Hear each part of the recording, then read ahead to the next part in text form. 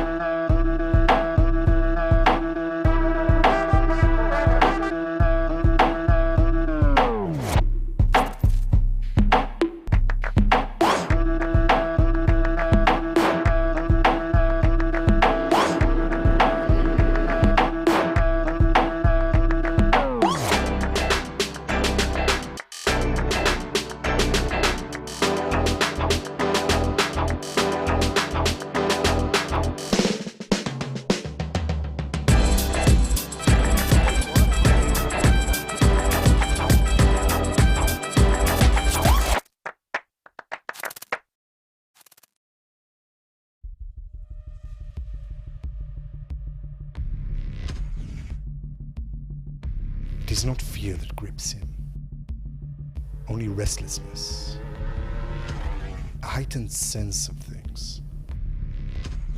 The smell of engine and sweat, the engine rattling his blood, the crowd roaring. The race is about to start. He breathes deeply to focus. In this league, he finally found what he was looking for. A true passion.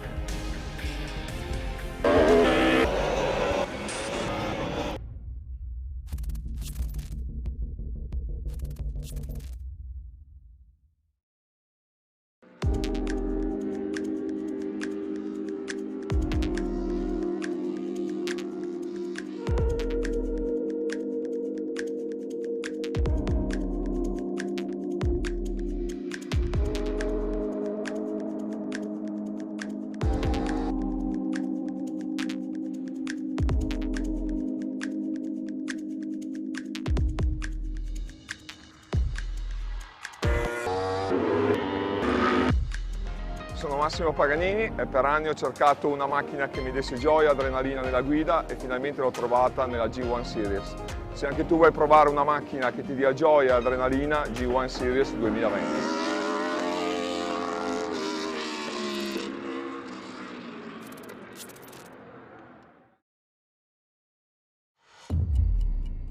So, you think you got what it takes to race in the G1 Series? Can you keep your concentration? Even in the most stressed situations, can you keep pushing even when things go wrong? Can you master different environments? Can you adapt immediately to different conditions? Can you keep learning? Learning from your opponents, learning from your mistakes, learning from everyone, anytime, anywhere, until you reach your goal and become the best you can. Think you got what it takes to race in the 2020 G1 Series? Then fill in the form now.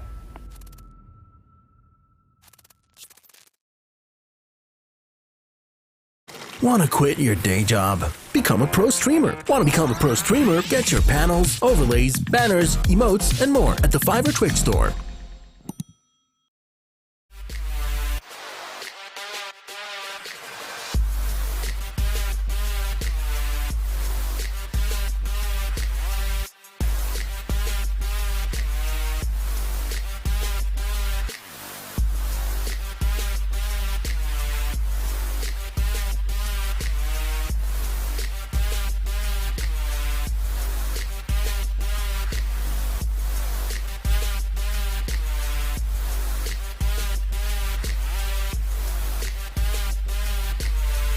World Pro Racing, where sim racing becomes real.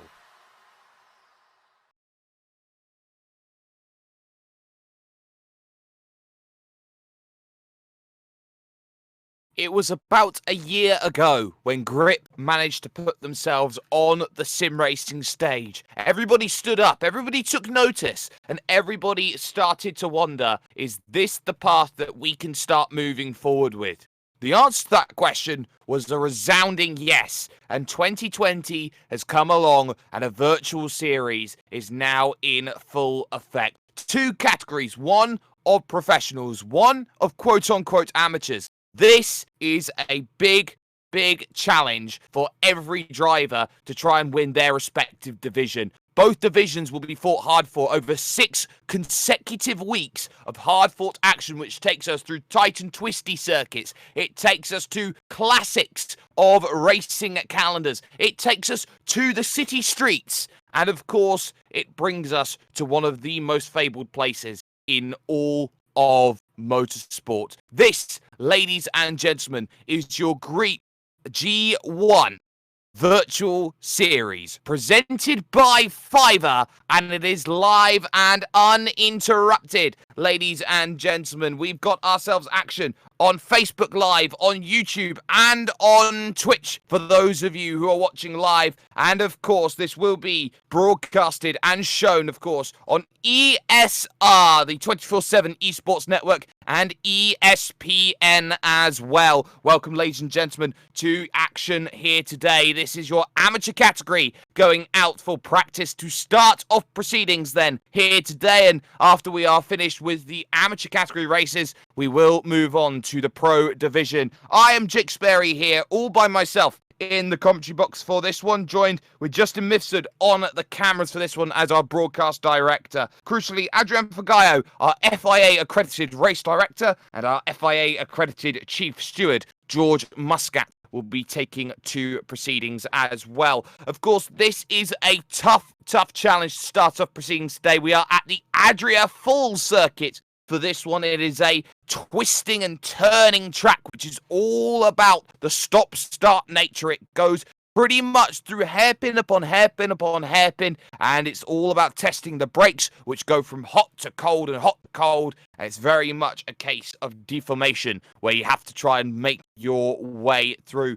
Of course, this is a massive championship which has so much going for it. Of course, the professionals here today will be fighting it out over these 6 weeks for a prize pool of €5,000, with €2,500 going to the overall winner of the championship over 6 rounds of the championship, which takes us from Adria over to Silverstone, Imola, Zandvoort, the Circuit d'Azur in Monaco, and then the Grand Prix circuit at the Nürburgring. Drivers have been assorted into their 2 divisions based by professional and amateur categories, and importantly as well to note as this has been going on, all mods performed and created by ASR Formula. They've done a fantastic job. As stated before, this series is presented by Fiverr, hashtag making it work, with prizes in the AM category championship presented to you by GT Omega Racing and Thrustmaster. That is what the amateurs will be fighting for. They'll be fighting for some fantastic new kit,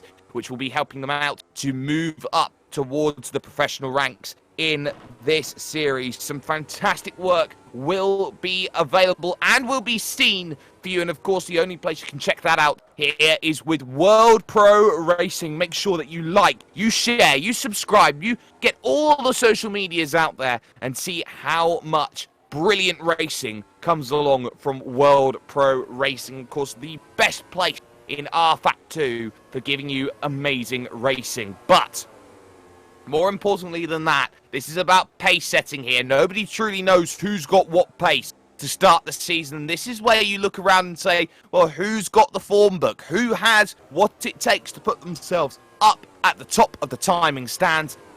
And at this point in time, it is Tom Satherley who has control in this amateur division in practice. They've got themselves 6 minutes and 50 seconds before they move themselves over towards further racing action. His margin at the top, currently 2 1/4 tenths of a second. At this moment in time, Tom Satherley has on a 107.741. Stoyan Barbakov, no stranger to these sorts of races. He finds himself second at the moment, with Pierre-Andre Prevedi there in 3rd position at this moment in time, as Raffaello Morga there getting a little bit of a tap, heading through one of the key overtaking opportunities here today on this Adria full circuit, this international raceway, and that is going to be turn number 4 out on track. It's a 17-turn track, which can boil down to 8 elements of turns, which you go through. A lot of corners on this Adria circuit are pretty much passing corners, as they would be known, where you just go through a corner at full throttle and there's no real thought about the way that you run through that section. Of course, Turn 4 is going to be key. Turn 1 is going to be a prime overtaking opportunity as well. If you haven't got it done fully at Turn 4, you can look towards Turn 7 and 8. Brave drivers will try Turn 9, Turn 10.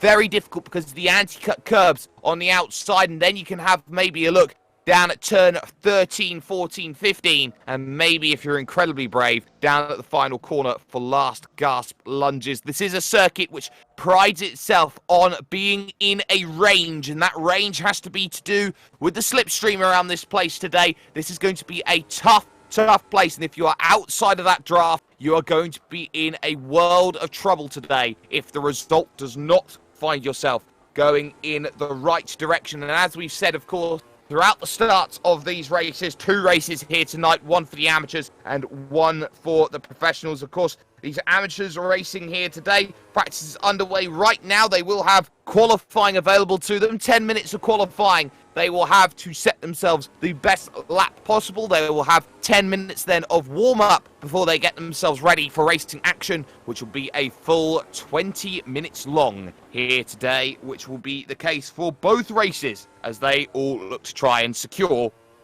their positions up and forward in their respective championships. We're talking about track temperature and ambient temperature here today, both a scorching 29 degrees at this moment in time, so it's going to be a hot one today for the drivers. Fortunately enough, with only 20 minutes worth of racing action, they don't have to worry too much about their tyre life. They can go out there, they can go and attack these vehicles, which have been, by looking at these amateur category drivers here today, and by no means would you call them amateurs in terms of their experience, but maybe in terms of pace, they're a little bit behind those who are at the top.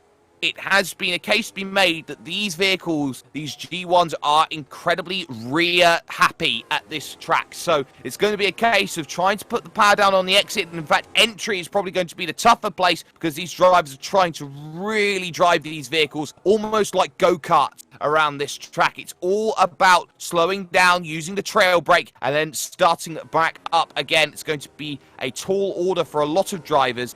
Get this one correct as Philip Kraus looks to prove that one correct down at turn number 7 and 8 out on the track, making life difficult as he gets an over and an under, which did not help in terms of the way he was trying to get by a driver here in practice. But there are important battlegrounds to be looking at here today, and one of those will be qualifying. And of course, with open qualification, as is traditionally the case when it comes to series on World Pro Racing, it is going to be a tall order for drivers to get it all correct. They will have 10 minutes plus the end of their lap to make sure that things work, as Stoyan Barbakov is now the fastest driver in the session on a 107.4 here today. So he is finding himself right up there in the higher echelons of this field. 18 drivers currently have set lap times in this session. 21 drivers will be taking to qualifying and hopefully the race as well. The driver who is classified as 18th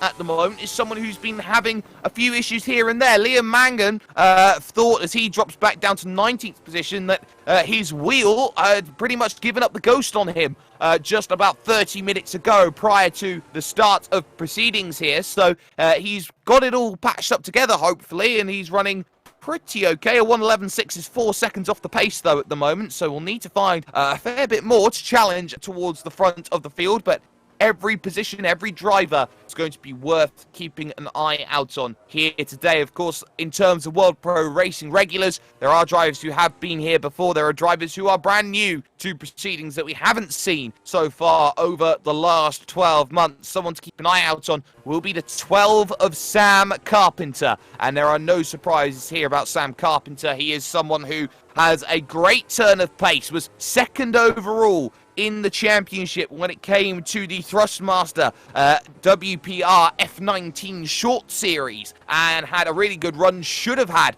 a victory at the final round at Austria. However, things went awry for him, but someone to keep an eye out on is currently 12th in this practice session at the moment, maybe saving the real pace for qualifying that is coming up, as Sadly goes quicker again. 107.407 now the quickest time on the board. Drivers who have been impressing in terms of practice, Philip Kraus was one of them who had put some really quick times on the board. He currently finds himself in 7th position at the moment, as well as drivers up and down the order who are looking to try and put themselves into a good position in terms of their times. A huge grouping at 108.3 at the moment around Christian Pintz there in the number 8. You've got Luka Furlich behind in 9th, and Nathan Mifsud, who is probably the most regular of all the regulars when it comes to these sorts of series, finds himself in 10th position here in this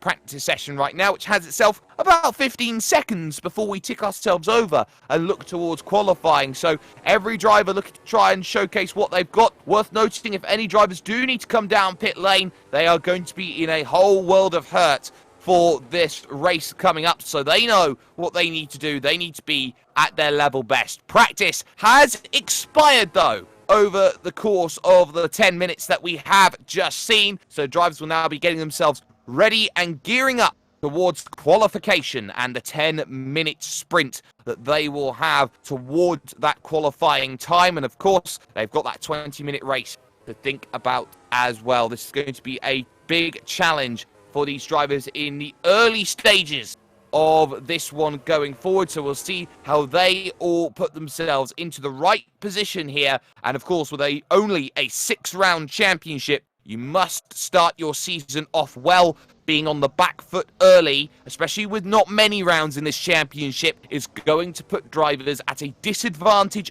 early, especially here in the amateur category championship. We'll see who has the paces. Now drivers will start lining themselves up, waiting for the green light at the end of pit lane, and then qualifying will be getting underway so soon as they get themselves going, and there they will and go to start things off on proceedings. Front of the queue is Tom Satterley here, who wants to set his time first and foremost here around this place. Will want to try and put himself up at the highest level possible, and this will be a case to be made that maybe around this place draft might be crucial for qualifying laps. You want to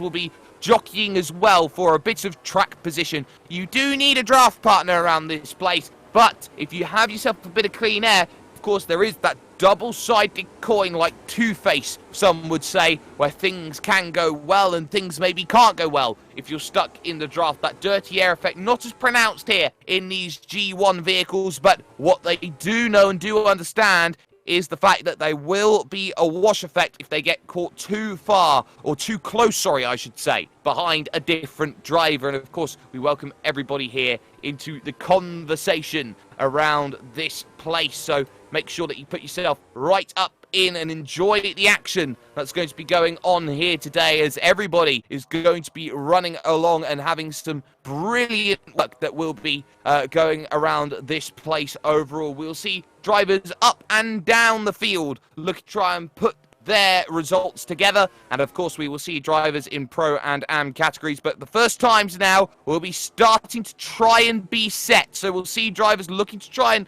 get their times on the board. If the practice pace was anything to go by, Stoyan Barbakov may be the odds-on favourite.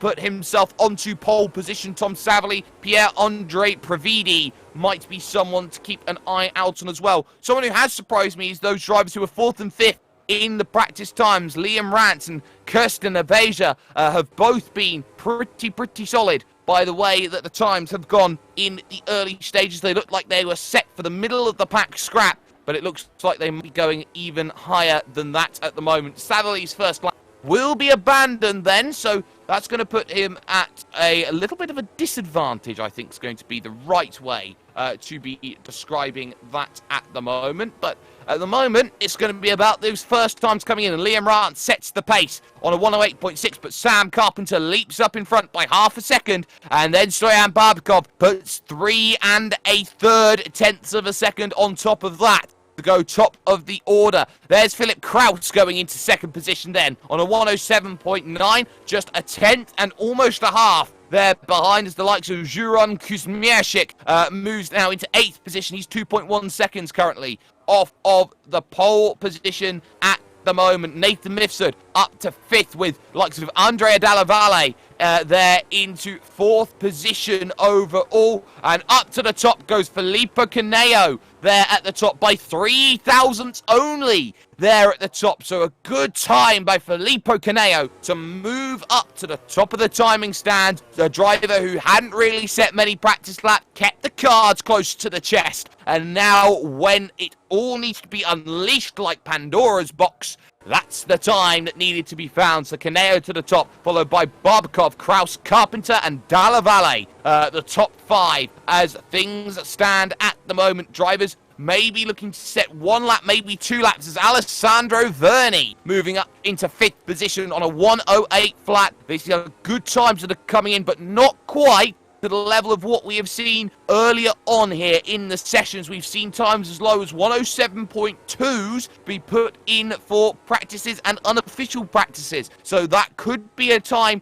that we see really whittled down the longer that things go. Kirsten Abeja up into 4th position overall with a good time, as Christian Pintz moves into 8th place with that time, that one being a 108.1. Currently you've got the top 10 split by just 4.8 tenths of a second, and that tells you how close it is. Caneo down to Sheldon Scott Muscat. They're in 10th position overall. So that's going to be crucial and key to the way that this is going to be run at this moment in time. So we'll see how this one goes on for the moment. You've got drivers here like Tom Sadley, who's just gone to the top on a 107.594 at this moment in time. Some good times coming in, and halfway in qualifying is already going to be scored complete. Barbakov to the top though, 107.574. Some great work there to get up to the top, and Filippo Caneo is there in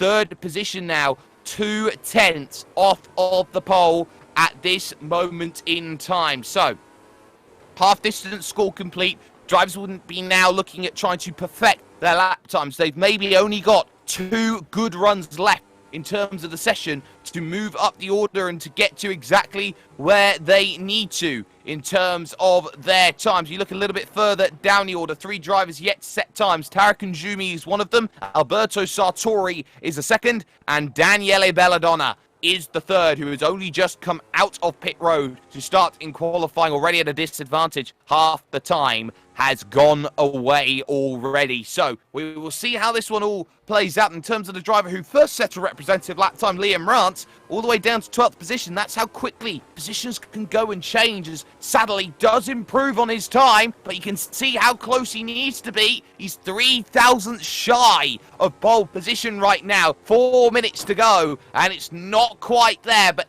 every single sector is now going to need to be maximized to the best of potentials here at this moment. So we'll see how these drivers find that extra little tenth or couple of tenths needed. Kraus moving up to 3rd position. That was a little bit of help there. Had the draft from, I believe that was Kuzmeric there, who was giving the help there through towards the final sections of that lap, and it was at that section. So that one worked very, very nicely in terms of those lap times. You look at drivers, for example, a little bit further down the order. Danny Robbins down in 14th place. He's 1.2 seconds off of pole position. He's about half a second off of the next position. There really is a gulf at the moment between the top 13 and the rest of the field at the moment. It seems like you've got gap upon gap upon gap upon gap as another driver moves up. That's Nathan Mifsud, who's gone up into 5th place on a 107.819. That was exactly needed at that point in time. No real worries, no qualms about that one moving forward. So we'll see how these times look to develop. 2 minutes, 52 seconds left on the clock. Drivers still searching, still trying to find everything they can out of this track. And of course, drivers will have to be careful today. This track, pretty notorious for the off-track limits that this place has. They've been given 3, and if they hit the 4th, they may have to deal with penalties here today, and that would be the last thing on any driver's mind as they go through. Some drivers are looking to try and warm up their tyres quickly after coming out of pit road. They get a hard reset. It's a fresh set of boots. It's a fresh set of tyres as they look to go out and they look to try and set their laps. That's why they pull over after 2 laps, bring themselves back to pits, and then start pushing again and again and again out on the track. So drivers to look out for at the moment: Barbakov, Savali, Kraus, Kaneo, Mifsud there in 5th, Abeja there in 6th. Top 9 split by 4.5 tenths of a second. The top 13 split by 7 tenths right now. Everybody trying to unlock the potential around this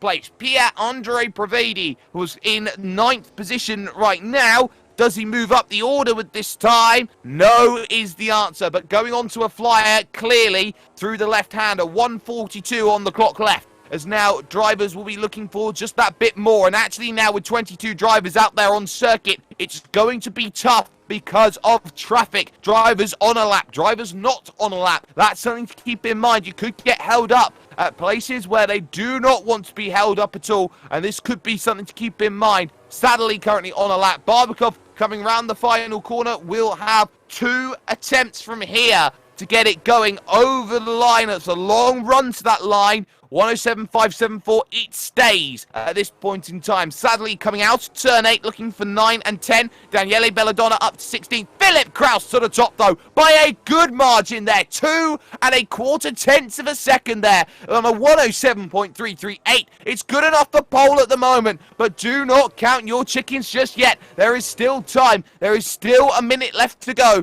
for drivers to get around, and Tom Sadly will not get around. He will not improve on his times. Kaneo has that chance, as does Barbakov, who's moving himself out and around towards 9, 10, 11, and 12. This complex up at the top end of the circuit. Kraus will have another lap as well to go, as drivers will look to try and see who is going to be the last over the line as they look to try and push for those times. Kaneo currently out there will have this as his final attempt. Same for Nathan Mifsud. Barbakov should have one more underneath the bonnet as he goes through, slides through the final corner though, trying to put the power down as early as possible. Vehicle's going to go sliding off in the background though. That's not going to be quite helpful for drivers behind, but Barbakov will get close there on a 107.369, but not enough. He will not improve. Kaneo will not improve either. It's down to everyone else. Prevedi is up into 6th place, but is already 6 tenths of a second off of what is needed. Drivers who are out on track. Sam Carpenter, Kirsten Abeja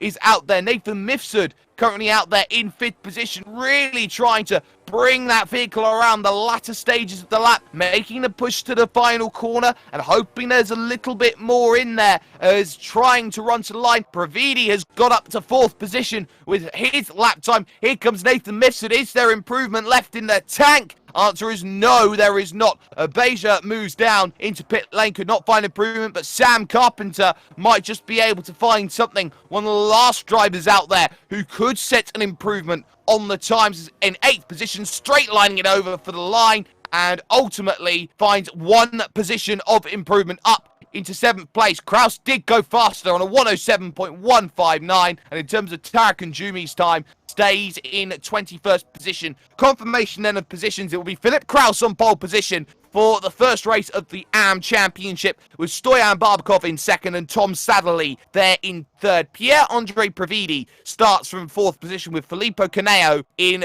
5th place. It'll be Nathan Mifsud 6th and Sam Carpenter 7th, with Kirsten Abeja in 8th. 9th for Liam Rance and 10th for Alessandro Verni. Andrea Dalla Valle starts 11th with Christian Pintz in 12th. Then it's Alberto Sartori and Sheldon Scott Muscat. Luca Furlich is followed by Daniele Belladola on row 8, with Danny Robbins and Raffaello Morga there on row 9. Juran Kuzmierzik starts in 19th with Liam Mangan 20th, and then it's Tak Njumi and Idam Kaufman 21st and 22nd. But while we have to pay the bills here at World Pro Racing, we'll be back with more after this.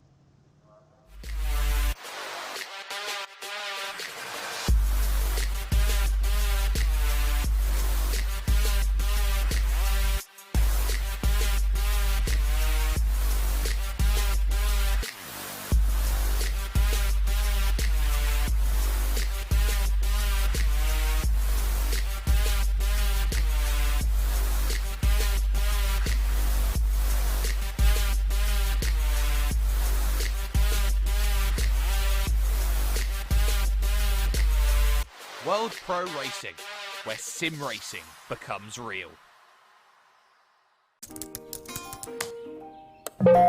This is bad.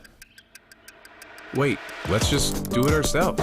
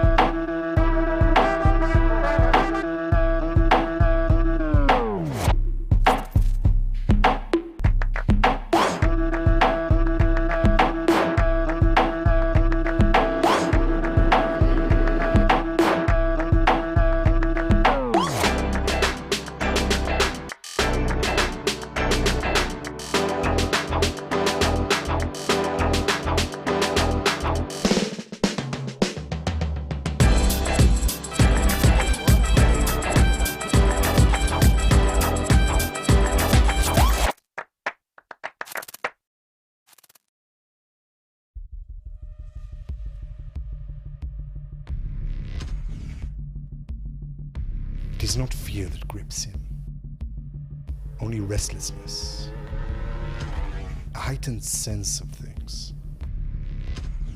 The smell of engine and sweat, the engine rattling his blood, the crowd roaring. The race is about to start.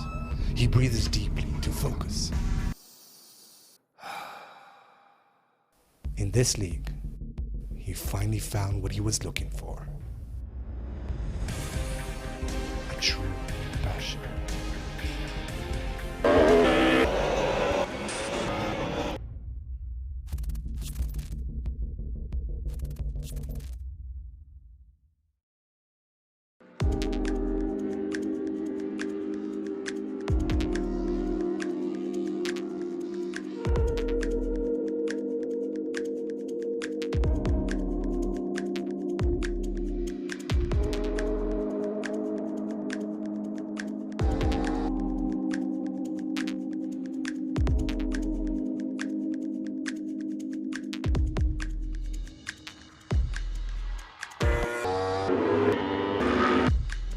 Sono Massimo Paganini e per anni ho cercato una macchina che mi desse gioia, adrenalina nella guida e finalmente l'ho trovata nella G1 Series.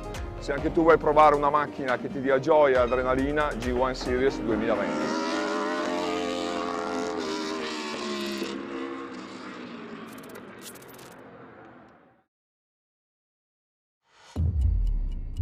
So, you think you got what it takes to race in the G1 Series? Can you keep your concentration? Even in the most stressed situations, can you keep pushing even when things go wrong?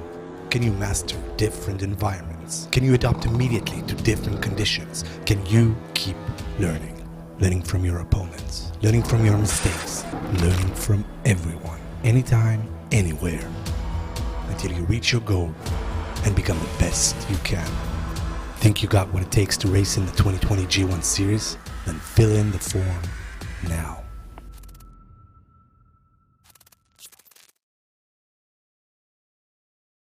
Want to quit your day job? Become a pro streamer. Want to become a pro streamer? Get your panels, overlays, banners, emotes, and more at the Fiverr Twitch store.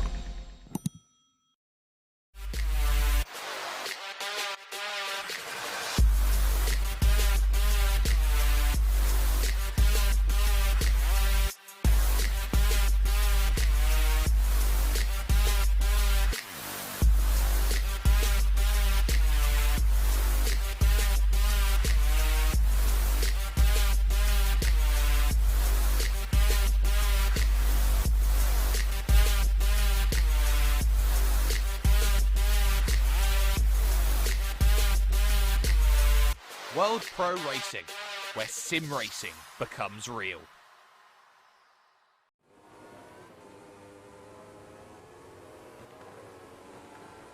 And welcome back, ladies and gentlemen, to your Griiip G1 Virtual Series 2020, presented by Fiverr. Hashtag making it work. We are just moments away from the start of racing proceedings here in the amateur category division, with the pro division to come up following proceedings here in the amateur category event. You do not want to tune away. You do not want to look away from proceedings that will be going on here today. It's going to be fantastic as these drivers look to race for prizes presented by both GT Omega Racing and Thrustmaster here in the amateur category division. A lot has gone on over the course of qualifying. Some drivers are happy, some drivers are not very happy. One of those drivers who is not very happy is Stoyan Barbakov, feeling like he was impeded in a couple of his qualifying laps, and well, he's got every reason to be frustrated by the fact that the racing, or the qualifying, so to speak, didn't quite go his way after setting the pace for the majority of qualifying, only for Philip Kraus to steal away pole position in the dying stages of the qualification. There is a lot that goes on over 20 minutes, so qualifying does not guarantee you a victory, but what it does give you is the best seat in the house. It gives you the best opportunity at victory. It gives you the biggest advantage over everybody else in the field by starting in grid slot number 1 on the field. So we will see how that will all play out for these drivers today. They know that 20 minutes will go by in the blink of an eye if they're not too careful. The laps around here go by in 1 minute and 7 seconds, so they'll be running around 18, maybe 19 laps at a push here around this place. So they've got to be pretty much on it from moment number one. They will have chances to make moves today, but what they have to be completely alert to is that possibility of getting over the line with a few seconds to go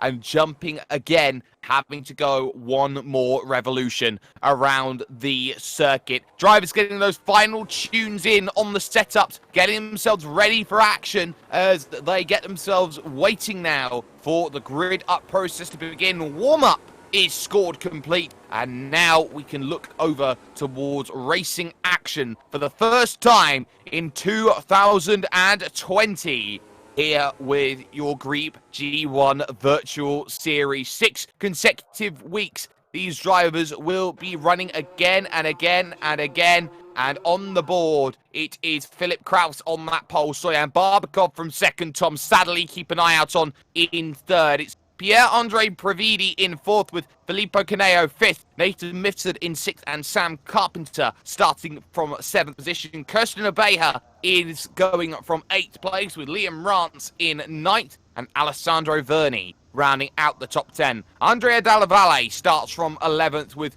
Christian Pintz in 12th place. Alberto Sartori going from 13th, and Sheldon Scott Muscat there joins on row 7. That's followed by Luca Furlich and Daniele Belladonna as drivers go for their formation lap around the circuit. You've got likes of Danny Robbins and so many more who are there in the mix. You've got likes of Juron Kuzmierzik there towards the rear, as well as Tarek and Jumi, as they will all file into a line and get themselves ready and going around for this one formation as they get themselves looking and ready. Unless that was the green, they've got themselves going, so it's a very quick start then to proceedings that they've had going on here as they will go on the brakes now into the next right-hander that comes along here at turn number 8. So this is going to be a crucial battleground for these drivers today as they look to move themselves forward. Caneo and Mifsud side by side at the moment with the green flag going. So I've completely missed the start here, ladies and gentlemen, as they go on through and they look to make themselves go through. Raffaele Morga already out. Suspension issues have caused the troubles then in the early going. So Kraus with the lead with a good margin here at the front. Pravidi there in second. Sally's got ahead into third. Carpenter fourth. Barbakov has dropped back already into fifth position going forward. I thought there would be a formation lap. There wasn't as they push on forward. A lap already will be scored complete then on the board. Apologies for that one, ladies and gentlemen, but Kraus has got a fine margin at the front. 9/10 of a second already as they've got themselves going forward. So great work going as Kirsten Abeja looking at 8th position on Alessandro Verni. Not close enough yet into turn number 1. Some side by side behind as Liam Mangan's made great progress off the start. He's up a handful of places here, looking to battle Christian Pintz up towards turn number 4. It's such a very hectic start around this place. One driver already has run into those issues, but you can see no real worries at the moment. Verni and Abeja side by side now on the run towards turn 8. Out on the track, late on the brakes. Do you dare? Bit of contact there, and Abeja runs wide. Verni gets to the position now, up into that 8th place, but the early positions haven't really changed much. It's the early goings. Big wiggle from Sadley as he gets up high over that curb through turn 11, and immediately positions looking further back are now going to start looking like they're going to run into a few troubles. Barbakov now looking to get ready. Nathan Mifsud now in position in 6th place, trying to get this one going. So we'll see how that one all kicks off. You've got the likes of Tarek and Jumi under pressure right now in 15th from Daniele Belladonna. So positions now becoming a big key thing. Every position is worth points. Points mean prizes come the end, and now you've got to start thinking about, okay, start building your way through. Savali and Pierre-Andre Previdi currently in a scrap for 2nd position right now. On the brakes to turn 4, defended by Previdi, taking that shallow line through 4, which is making life tough for any overtakes to be pretty much worked out on at this moment. You can see how much time they're losing to Kraus at the front already, over 2 minutes. It is 1.7 seconds now the gap at the front of the field, and You feel like now it's going to be about position upon position. Little wiggle from Savali, looking for a way through. Nice and narrow, though. Goes Pravidi. No ways to get through in this amateur category event that we've got going on at the moment. 2nd through to 7th, all in a line, and the battles are happening behind as Luka Furlich, after dropping back a full 5 places here off the start, is now dropping miles back here. Needs to get back by Alberto Sartori here in the scrap for 13th place. Not quite in a position for that one to happen at the moment, but here's some battling. Mifsud going defensive here in 6th place. Kaneo on the outside in 7th, wants to find the way through. Will have to go the long way around to make that one happen at turn number 1. Nice and narrow there from Mifsud. Will try and run out wide on the exit. An up and under attempt from Kaneo is not going to be close enough at this moment in time, but it's all about the draft as Daniele Benedona is out of the race then, as well as Sheldon Scott Muscat as well in the early stages. This is what's happened then to Daniele Belladonna,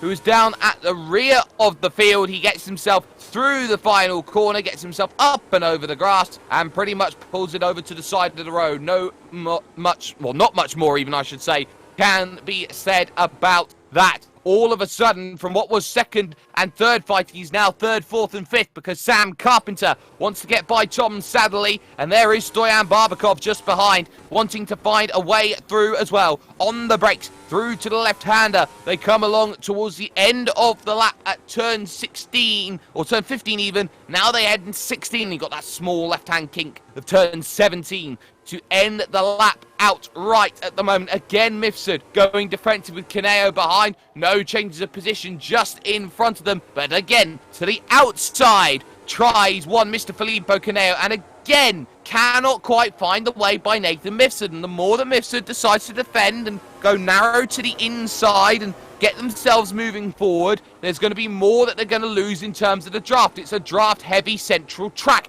You can't afford to fall outside of a 1-second margin around this place. It's already 1.2 seconds lost here, and that's what's going to be costing them. Behind that, Liam Rance to the outside, trying to find a move done on Alessandro Verni, but not quite there at the moment, as these drivers in 8th and 9th are already 10 seconds off your race leader. Furlich trying to get down the inside of Liam. Mangan does so without really any worries at all down at that section. So Mangan dropping one back after the wheel issues he's had just prior to the start of racing, but Furlich running slightly wide, just uses all of the road and gets exactly what is needed in the early stages. Here comes Barbakov, though, looking to get through on Sam Carpenter. Carpenter had to take the wide line there at turn 16. You can get it done at 16, but you do compromise this run all the way to turn 1. Draft back central for Barbakov, down the inside looking for the move, and a little bit of contact as they go on through. Carpenter's going to have to skedaddle on wide as he will lose the place overall then to Stoyan Barbakov, moving on forward. So on the brakes, battle going on as well. Contact was there between Pravidi and Sadlerly. Was Sadlerly just sliding it around the outside? Either way, position made. Sadlerly has got himself up into 2nd, but Pravidi's not giving this one up here into turn 8, but ultimately has to in that section of road. Sadlerly has the position and has it well. Nathan Mifsud now through on Sam Carpenter, but Carpenter still with an overlap here. Has to be brave on the brakes around the outside. Oh, is he too brave? Oh, absolutely he is. He's over the anti-cut curbs, and he's done well to keep that one on the island, but he has dropped 2 places for his troubles, and well, you need a cup of coffee for that one, because you need to stay alert about issues like that. We are only a quarter of the way through this race, and a little bit more as well. Philip Kraus walking away with it, though, at the front. The margin here is over 4.4 seconds. At this moment in time, it's actually down to 4.3 now as we talk about it. Barbakov looking at the back of Pierre-Andre Pravidi as they head through the left of turn number 1, and not quite there at the moment. Wide from Nathan Mifsud, though, and suddenly Filippo Caneo may have a sniff of the top 5 at this moment in time as they head on towards the brakes into the left. And he gets the grass then, as he was maybe in a little bit of trouble there trying to pick a line, and all of a sudden issues down on the lane, and out again goes Christian Pintz, as he already had himself a penalty of some kind potentially. That's why he's dropped so far back down the order. Mangan almost gets run into from behind in 12th position. That's Andrea Dalla Valle, who will now lose the place to Alberto Sartori, who moves up into 13th place overall. So there's a little position that is picked up without too many worries at all in the early goings here of this one. On the brakes again, Nathan Mifsud now with Kaneo behind, and this has been the story of the race so far. These two going at it pretty much for the entirety of this so far as they've gone on through. No changes as they head through the final corner, but Stoyan Barbakov again with a good run here, looking to get back onto the podium, moves to the inside, was tried to be half defended there by Pierre-Andre Pravidi, and they head through this opening section. You can pinch a driver to the inside. Side by side they do remain here as they come out of this section, moving towards turn number 4. Out on track, the prime place to get it done. And on the brakes, Pravidi has, he's got it wrong, and bang, big contact into the side. And he'll now get himself a position lost at least. And I wonder how much damage there is on his machine as he looks to push on forward. Barbakov has got the podium as Mifsud again having to defend down at turn number 8. Filippo Caneo gets a good run off for the exit though, and here comes the move looking towards turn 9, 10, 11 and 12 on the brakes. Round the outside's going to hold it. Nathan Mifsud's going to go a little bit too deep, and here's an up and under. You knit one, you pull one. It's like knitting here as Filippo Caneo has got the position over Nathan Mifsud, and look how much they've held each other up. Carpenter, Vernie, Rance now on the back, 7th, 8th, 9th positions, all now sitting and waiting, hoping they are going to be best placed now for the battle that they have in front of them at this moment in time. Liam Mangan has dropped back 2 places now behind Sartori and Dalla Valle. At this moment in time, you've got this battle as well. 16th and 17th as Juran Kuzmericek is trying to stay with Christian Pint in 16th place overall. So that's just a little eye candy. Keep in mind at the moment. Rance closing in on the back. You'll have 5 lots of draft going through in towards this next left-hander at turn 4, but none of that is going to be useful enough. Trying to find a way by Mifsud, trying to get back here at Filippo Caneo. He's having to defend here into this next section, and Mifsud going for a gap that doesn't quite exist. Almost trying to get there, and all contact on the exit there. Caneo does well to keep it in a straight line, but that was a little bit aggressive there from Mifsud going through. But again, Caneo does well, runs wide off the exit, and they're almost going to fan out 3 wide here. Carpenter's looking at this with eager eyes, going, which way do I go? Contact, they're going through. Round goes Caneo in the middle of the field, and ultimately now we'll have to wait for one driver to go by. That's Beha there going through, and ultimately Sam Carpenter just slips his way up into 5th. Vernie now into 6th, Rance in 7th, and Mifsud all the way back now into 8th place after all of that. The Molten with all of the work left to do now here in this race, but it is plain sailing at the front. Half distance score complete already. 10 minutes have gone through in this section, and it is very, very clear at this moment in time that it is going to be a tough and tall order for drivers. Idan Kaufman also out, the 4th retirement of this race. So with 4 gone, Sheldon Scott Muscat, Raffaello Morga, Daniele Belladonna and Idan Kaufman are all out of this race, but it is Philip Kraus who has control of the lead here in this one behind Mifsud, trying to get by on Liam Rance for 7th place. Is finding himself stuck in what is known as a draft train and cannot find a way through at any place at this moment in time to make it happen, and it is telling at this moment that the moves cannot be done at this moment in time. It's all about setup around this place. You play tactical chess in these vehicles, heading up over 200 kilometers an hour in stages around this place to try and make things happen. And sometimes you've got to wait and be patient to make sure that things happen the way that you need to. At the moment, Alessandro Verni is looking behind instead of maybe just looking a little bit in front at Sam Carpenter, who is just starting to stretch the legs in this battle pack, with Rance trying to find a way through here on Alessandro Verni, but in no position to make the move into turn number 4. Nice and narrow line there, and a mistake from Rance. The rears go a little bit skew-if and sideways. We'll now start to see Nathan Mifsud try and push in on the line. On the brakes, not quite there from Nathan Mifsud, again having to play that game of waiting, which so many drivers do not want to put themselves in that position to do. Drivers are very impatient. They want to be at the front. They want to be quick, and they want to be quick very quickly. So we'll see how that one all plays out. Look at Carpenter, though. All of a sudden in the middle sector, he's under pressure. Vernie has found something here in the middle sector of this lap, on the 10th lap by. So now you start thinking about this here. Alessandro Verni wide line taken in front by Carpenter. He's now trying to play that ultimate defense here, maximize every apex possible to try and get the best run on the straights and make himself as difficult as possible to overtake. Yes, that will make him vulnerable on entries into corners, but the plan is, well, I'll be too far ahead by the end of the straight. I won't be vulnerable. Verni is now, though. Here comes Liam Rance. I have to go the long way around. I have to go and take the high road, some would say, in order to get this move done. You can see he just runs incredibly wide, and ultimately it's costing himself half a second almost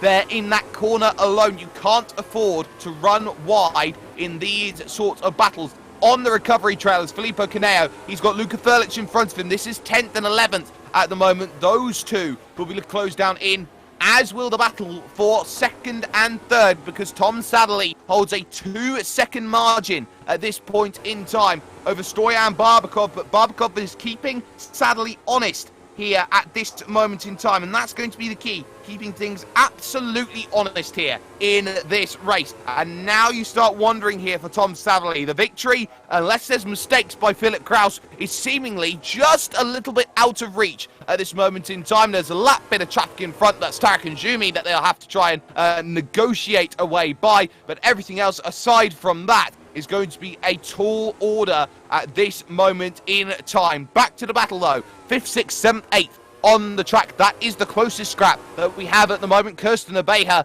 they're just sitting behind in 9th place, is effectively just watching and waiting to see what happens just a couple of seconds down the road. So if anything does happen between these four, and my goodness, we have seen it already, there could be dramas here. Side by side, Caneo and Furlic in towards turn 4. Not quite there for Caneo. Had a little bit of contact. Danny Robbins out of the race with suspension.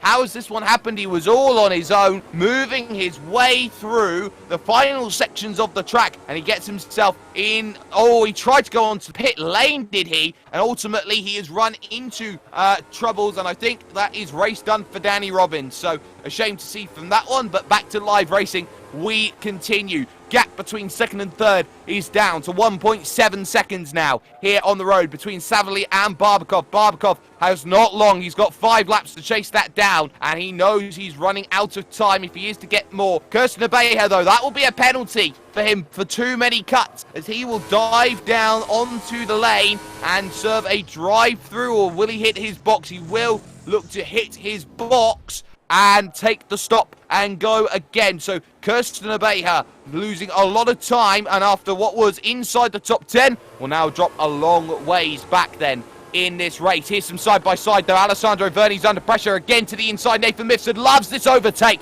down at this section, and is the move complete? Not yet. 9 and 10 and 11 and 12 will still be places of contention here in terms of the battle, but Verni holds on to the place. So, well worked. Nathan Mifsud stays behind once more. Cannot find the move through that's needed to move up through the order, to move up through the position. So, we'll see how that one all works out as Philip Kraus now moves on to his 14th lap completed here in this race. Lap 15 of the event, 16 minutes have already been scored on the clock. They've got 4 minutes left remaining here in this race, but at the moment the battle's starting to just dry up a little bit here at Adria. Of course, the start wasn't ideal. A lot of drivers have run themselves into troubles here and troubles there, but we're still seeing some brilliant battling up and down this field, and it still continues on the waiting games at the moment. Verni has been struggling coming out of this corner, and it's that nice narrow line which Nathan Mifsud has been liking, which has been giving him this run to maybe have a dive down at the next right-hander. Every time he heads through this corner, he looks like he's very tempted to make that move, but not close enough just yet at the moment. There have been some quiet races through the field. Pierre-Andre Previdi is one of them in 4th position at the moment. He's on an island on his own, and now there's traffic in the form of Tarek and Jumi for Verni and Mifsud, with Liam Rance now a long way back in 8th position, not finding a way through. Is there a lunge at the final corner maybe? Yes, there is down the inside from Nathan Mifsud, but he's not got the overlap that he quite wanted here, and he may now have to try and look here into turn 1. Verni moving out to the outside, now starting to have a little peek. Is there a look to the inside now here in the late stages of this race? Yes, there is. Is there the move done and score complete? They'll have to go all the way to the next section of the road. Caneo also looking at Furlic behind, but Mifsud again jumps back in behind, looks for the next way for a move to be done. On the brakes at 4, again, not quite there, not quite happening. Kaneo hoping that he's got the position that he wants as he tries to make the move once more on the brakes at 4. He also finds himself in a position where he can't get it done, but Mifsud is through down at turn 8. What a move that is down the inside. That looked for all the world and intents and purposes that he wasn't going to be there to get that one done. Still has to confirm it and solidify it down at turn 9, and has got that one done. So move score complete. Mifsud back into 6th position. We'll be happy about that, but it might be a bridge too far to Sam Carpenter, who is a couple of seconds now down the road, and we're into the final 2 minutes now of this race with Philip Kraus in complete control at the front of this field. Kaneo still in his scrap for 9th and 10th position, and off goes Juran Kuzmierzik there in what is turn 4 in 15th place. He went straight on down that section. It looked like he looped the rears a little bit. Abeja out with engine issues. His race is done. Battle though, 9th and 10th still going on. This is going to be a key little scrap. The traffic not helping in the form of Njumi. This is giving Kaneo the run, and he's now going to have to look to the outside to get this one done here at turn 4. Small little kink right is going to favour him, but again, you've got to really hold yourself around a corner that really doesn't work. Or you can just do that, up and under. That's a brilliant move done by Kaneo, but he hasn't got it secured, and that's where the up and under comes into trouble here at turn 8. On the brake, straight back again, gonna go through, but deep, too deep goes Luka Furlich. Now into the final minute of this race, and Kraus will find himself with a lap to go as he crosses that finish line. Furlich has held on to the position. Last lap now for Philip Kraus, who leads this race by 7.5 seconds at the front of this field over Tom Savali. Stoyan Barbakov is there in 3rd place right now as the likes of Mifsud is able to hold off Alessandro Verni for the moment. Luka Furlich there with Filippo Caneo. That gap just starting to open up a little bit. Kaneo cannot find a way by when he needs to the most, and it is very telling at this point in time that the waiting game is not going to be paying off any longer. You've got to be brave now in the final stages. For Philip Kraus, he makes his way into the final sector of this race, has a handful of left-hand corners from turn 9 all the way to turn 14. There's that one small kink right there, the only break from the left-hand bends, which really do test those right-hand side tyres. Final corner comes along, and what a way to start the season. Amateur category championship leader is now Philip Kraus. Lights, 2, and flag. He wins in dominating fashion. Savali will get second as Barbakov has spun at the final corner. Needs to get it going. Will there be a steal for the podium here ahead of him? Yes, there will. Pierre-Andre Pravidi will take 3rd place away from Stoyan Barbakov, who pushed too hard and got it all done wrong at the final corner. Verni has to come and pit on the final lap for incident as Kaneo is out with an accident on the final lap of the race. It has happened very late on, and I believe he has gone from pushing too hard in the grass, finds the Armco, and the rear wing goes, the suspension gone, and pretty much race over. It all comes to a head come the end of the race. Philip Kraus wins in 20 minutes and 31 seconds by 8.5 seconds over Tom Savali. Pierre-Andre Pravidi will steal one away from Stoyan Barbakov on the line for 3rd place, with Sam Carpenter 5th and Nathan Mifsud in 6th. Liam Rance even will get 7th, with Luka Furlich in 8th, Andrea Dalla Valle in 9th, and Alberto Sartori will luck his way into a top 10 finish. Christian Pintz and Liam Mangan finish in 11th and 12th, with Filippo Caneo, the first of the lap-down drivers, with his incident on the last lap getting 13th. They got Juran Kuzmierzik, Alessandro Verni, Tarek Njumi, all a lap down, and then a lot of retirements today. Kirsten Abeja, Danny Robbins, Edan Kaufman, Daniele Belladonna, Raffaello Morga on the opening lap, along with Sheldon Scott Muscat, both of whom running into suspension issues on their lap 1 accident. Well, a very entertaining opening race then that we have seen from these drivers in the Griiip G1 series right now. So some brilliant work having to be done here by those amateur drivers. And of course, the Pro Series will be coming up very, very shortly. Ladies and gentlemen, there's going to be some brilliant work going on for these drivers as they will look to push and they will race for a €5,000 haul as they look to try and get themselves forward. But at this moment in time, we can step aside very, very briefly here with World Pro Racing, because when we do come back, we have got ourselves practice qualifying and the racing here for the Pro Division, and it is going to be must watch, must see. Make sure that you keep in tuned, because we're going to be back very shortly after this.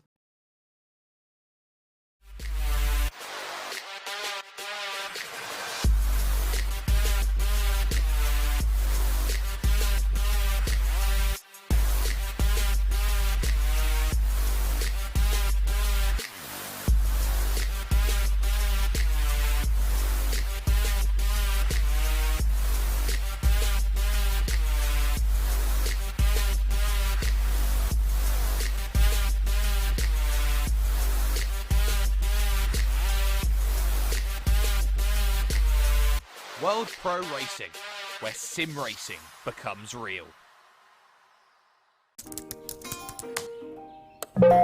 This is bad. Wait, let's just do it ourselves.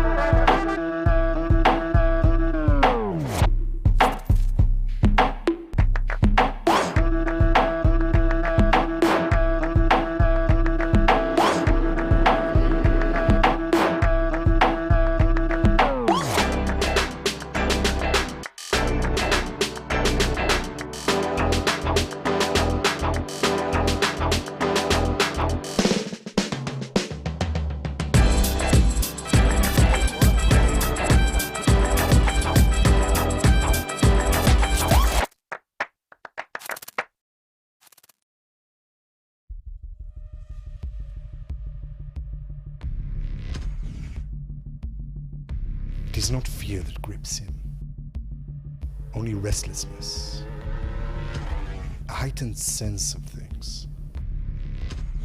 The smell of engine and sweat, the engine rattling his blood, the crowd roaring. The race is about to start. He breathes deeply to focus. In this league, he finally found what he was looking for. A true passion.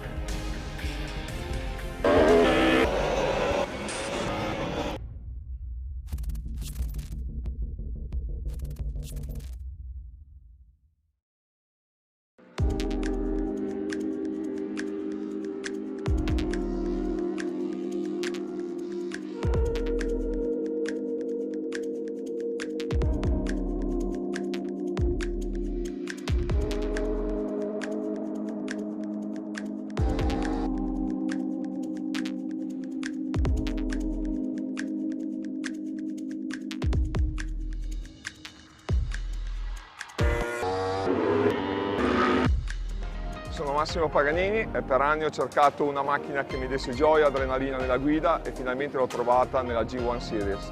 Se anche tu vuoi provare una macchina che ti dia gioia e adrenalina, G1 Series 2020.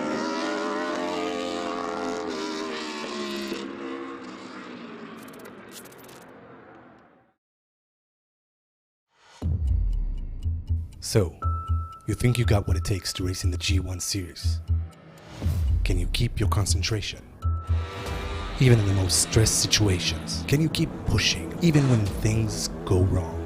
Can you master different environments? Can you adapt immediately to different conditions? Can you keep learning? Learning from your opponents, learning from your mistakes, learning from everyone, anytime, anywhere, until you reach your goal and become the best you can. Think you got what it takes to race in the 2020 G1 Series? Then fill in the form now.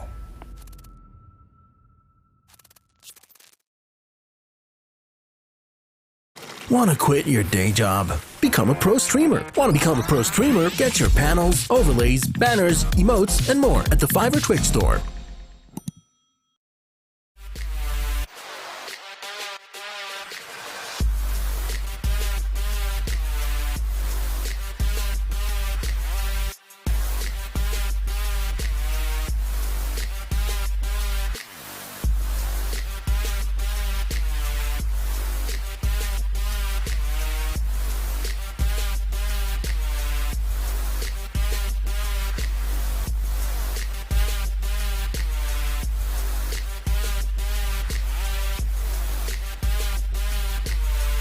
World Pro Racing, where sim racing becomes real.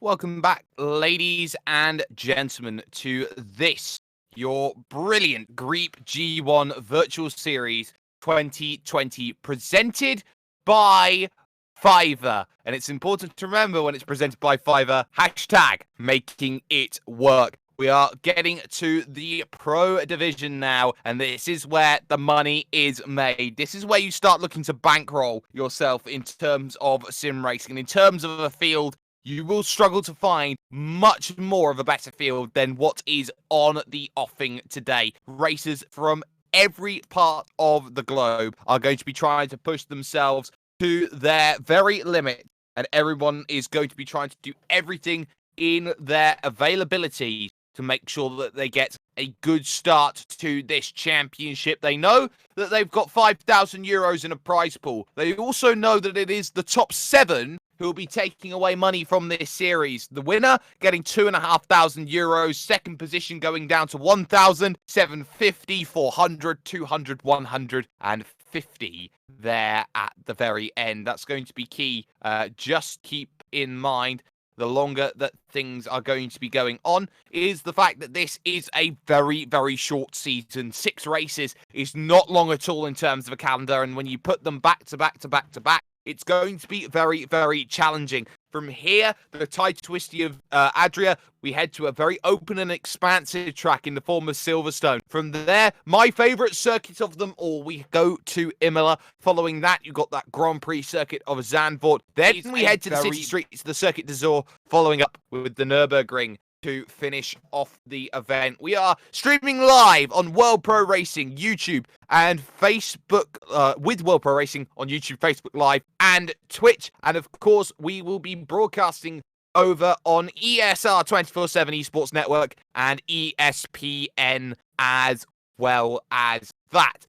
So this is going to be key to keep in mind as drivers try and push themselves over forward. I could arguably say there are 12 different candidates who could put themselves right up at the pointy end of a championship, of a push on forward for this season. There are so many variables, though, that could happen over the course of this one, where things may just change for drivers up and down. Currently, practice is underway at this moment in time. They'll have themselves a couple of minutes before they switch over towards qualifying, but for the time being, though, it is worth talking about actually some of the partners that have helped get it done for us, the likes of which for the AM category, of course, they are racing for those GT Omega Racing and Thrustmaster prizes that are available, as well as we got to talk about ASR Formula, who have been very, very helpful in terms of the creation of everything going on with this championship. The Griiip G1 Championship, very, very esteemed after Kevin Siggy's big result in 2019 to pick up the inaugural. But now you start looking at the field of drivers who could put themselves into a position. You look up and down, you see the likes of world's fastest gamer drivers who have been up there to the very top, who have been to the finals. They are in there. You got drivers who have been absolutely influential with so many things that have got themselves going through. The likes, of course, of Michi Hoyer has been key. You got Peter Briliak, who's been fantastic. Risto Capit, Yuri Kastorp. You can keep talking down the list. Arguably the favourite, Jerne Simoncic. Keep an eye out on him. Craig Baxter's looked fantastic over in World Pro Racing events earlier on in the year with the short series that has been put on. Everything's going to be key. 10 minutes of official practice starts about now, though, ladies and gents. So drivers will be now looking to get their first times in on the board. And these drivers know exactly what they need to do. And it is worth talking about. Men and women will be looking to push those times to the very, very top. Kakamagno will be someone to keep in mind. 19th position is currently the classification after 20 seconds worth of racing. That's not quite right, but at this point in time, Kakamagno, she'll be looking to push herself to the limit, and that's an incident in towards turn number 4. So that's not the way that you want to start things off going. You don't often want to get yourself alert and awake to racing action by a nice little tap on the rear, some would say. So that's not the way that things needed to be started, but these drivers all need to be pretty much getting going from minute number 1 and get themselves moving on forward right now. So we'll see some drivers up and down this order look to try and push themselves to the limits that they've got, and with 29 drivers here in this field, this is going to be a hard-fought qualifying for 1, and also for 2, it's going to be hard-fought in the sense that up and down the order, every position is going to be a tall challenge for everybody to try and get correct. So we'll see how these drivers will all fare out, but there have been a few changes in terms of branding and things of that ilk. For example, that AAA Esports, which has been talked about time and time again. R8G Esports, now the name that's coming on forward. We've got drivers coming in from teams such as like Veloce Esports, very influential, of course, with the Formula 1 series that has been going on, that they have been putting on, not the X Grand Prix that they've been putting together. Of course, Alexander Dorniden has been around pretty much every team that has been somehow in and affiliated with them, and will be trying to make everything work out. So we'll see how Dorniden does. Dorniden is someone who has been up there near the front more often than not, someone definitely to keep an eye out on. Maybe some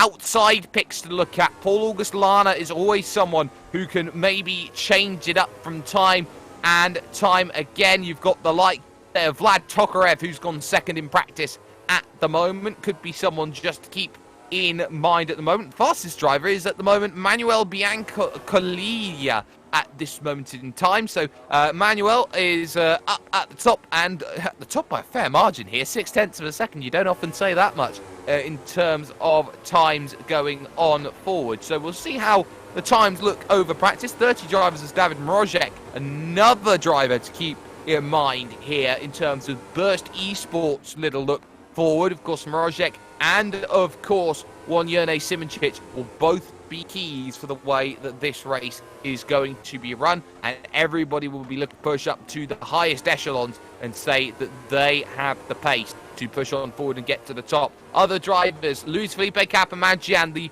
Peruvian man, will be looking to try and push on forward. A big South American influence here in this championship, it seems, as drivers will look through, as is that driver in 28 who has yet to set anything representative here in this practice, Peter Briliak, who is someone who is arguably one of the very, very quickest, and someone you do not want to be racing up against in a race like this, mainly for the fact that he has a tendency to win, and that's going to be the worries for a lot of drivers in this field, that Peter Briliak could be the driver to keep in mind as this racing does continue. Cosimo Papi in 7th position right now, stays 7th for the moment, but drivers will be looking to try and find those improvements. Jesper Eriksson currently classified in 8th place in this practice, down to Dean Vella, who finds his Griiip G1 car in 10th place overall, representing the G Omega RPM eSport team. So that's going to be a good little challenge for the longer that these races are going to be going on at this moment. But Alex Siebel, someone we haven't really talked about, someone who can definitely mix it in and amongst the big drivers, some would say, into 2nd position on a 106.8 with Jurnej Simoncic just following in behind. Jurnej is someone who is very good on tyres, and in the late stages of races often comes back to field. It's the starts which Jurnej struggles with. That's the way that you deal with arguably the odds-on favourite in this field, who is in 3rd position at the moment. But what is worth noting is that opening race was very, very quick, was very, very aggressive in the early stages, and these drivers know that they cannot afford any single mistake, as Gioacchino Viglione there moves up into 4th position. So Gio getting a good run forward there into 4th. So Viglione will need to look now at trying to push on a little bit forward, but you're seeing just how close the times are again. Luca D'Amelio is the first man outside of the 1 second bracket in 12th position at the moment. Drivers, for example, who are in 10th place, or is in 10th place right now, Kirill Birakov at the moment finds himself in 10th, a teammate, it seems, by delivery to one certain driver who had a pretty good run up to the final corner. That would have been Stoyan Barbakov. So Kirill Birakov will be looking to push on forward and make sure that the team has a very good showing here in the pro division. But every single battle is going to have to be hard fought and hard earned over the course of this one. We've seen how these drivers have been looking to push and looking to get themselves up to the highest level, and I think right up from position 1 to position 30, we're going to see a battle up and down the order. There's drivers in here like Alon Day, for example, who's in 18th position right now. 1.1 seconds is not a million miles away here in terms of this field. A lot of drivers yet set times out on the board, but practice is a case for be holding your cards closer to your chest. There's no guarantees that that's how the field's going to look, because like to say, Risto Capit, Mr. Consistency when it comes to championships. Anytime he jumps into a championship, he gets close to victories. He prides himself on those top 5, top 10 finishes and those podium finishes more often than not. Risto Capit often is the driver to keep in mind when it comes to those sorts of results. Paul August Lana up 6th. That jumps a few drivers down.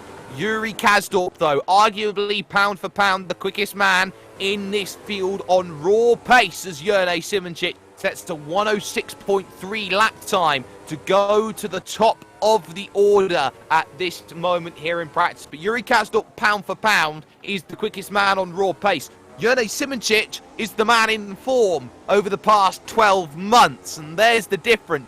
It seems every time Jurnej Simoncic has turned up to race, he has won absolutely everything that he's got. He's taken one of the most prestigious crowns in R Factor 2 history in terms of the Formula Sim Racing World Championship. That was a big one, his first championship in that one, and the heritage of names that have gone on and won that championship, the likes of Bono Haas, for example. You need to be up there at your very best to win a championship like that. You've got drivers here who have done so much over the course of a year, who have been up there fighting. For example, world's fastest gamer, Erhan Yayovski. He was the finalist. He got to second, but could not push it over the line and get there ahead of who he needed to. And of course, you talk about drivers who have started to make that push. You talk about the Max Verstappens, the Lando Norrises of the world. We talk about how all these real-world racers have started to jump into sim racing and embrace it a lot more than they had done previously. You talk about the likes of, say, Igor Fraga as probably the best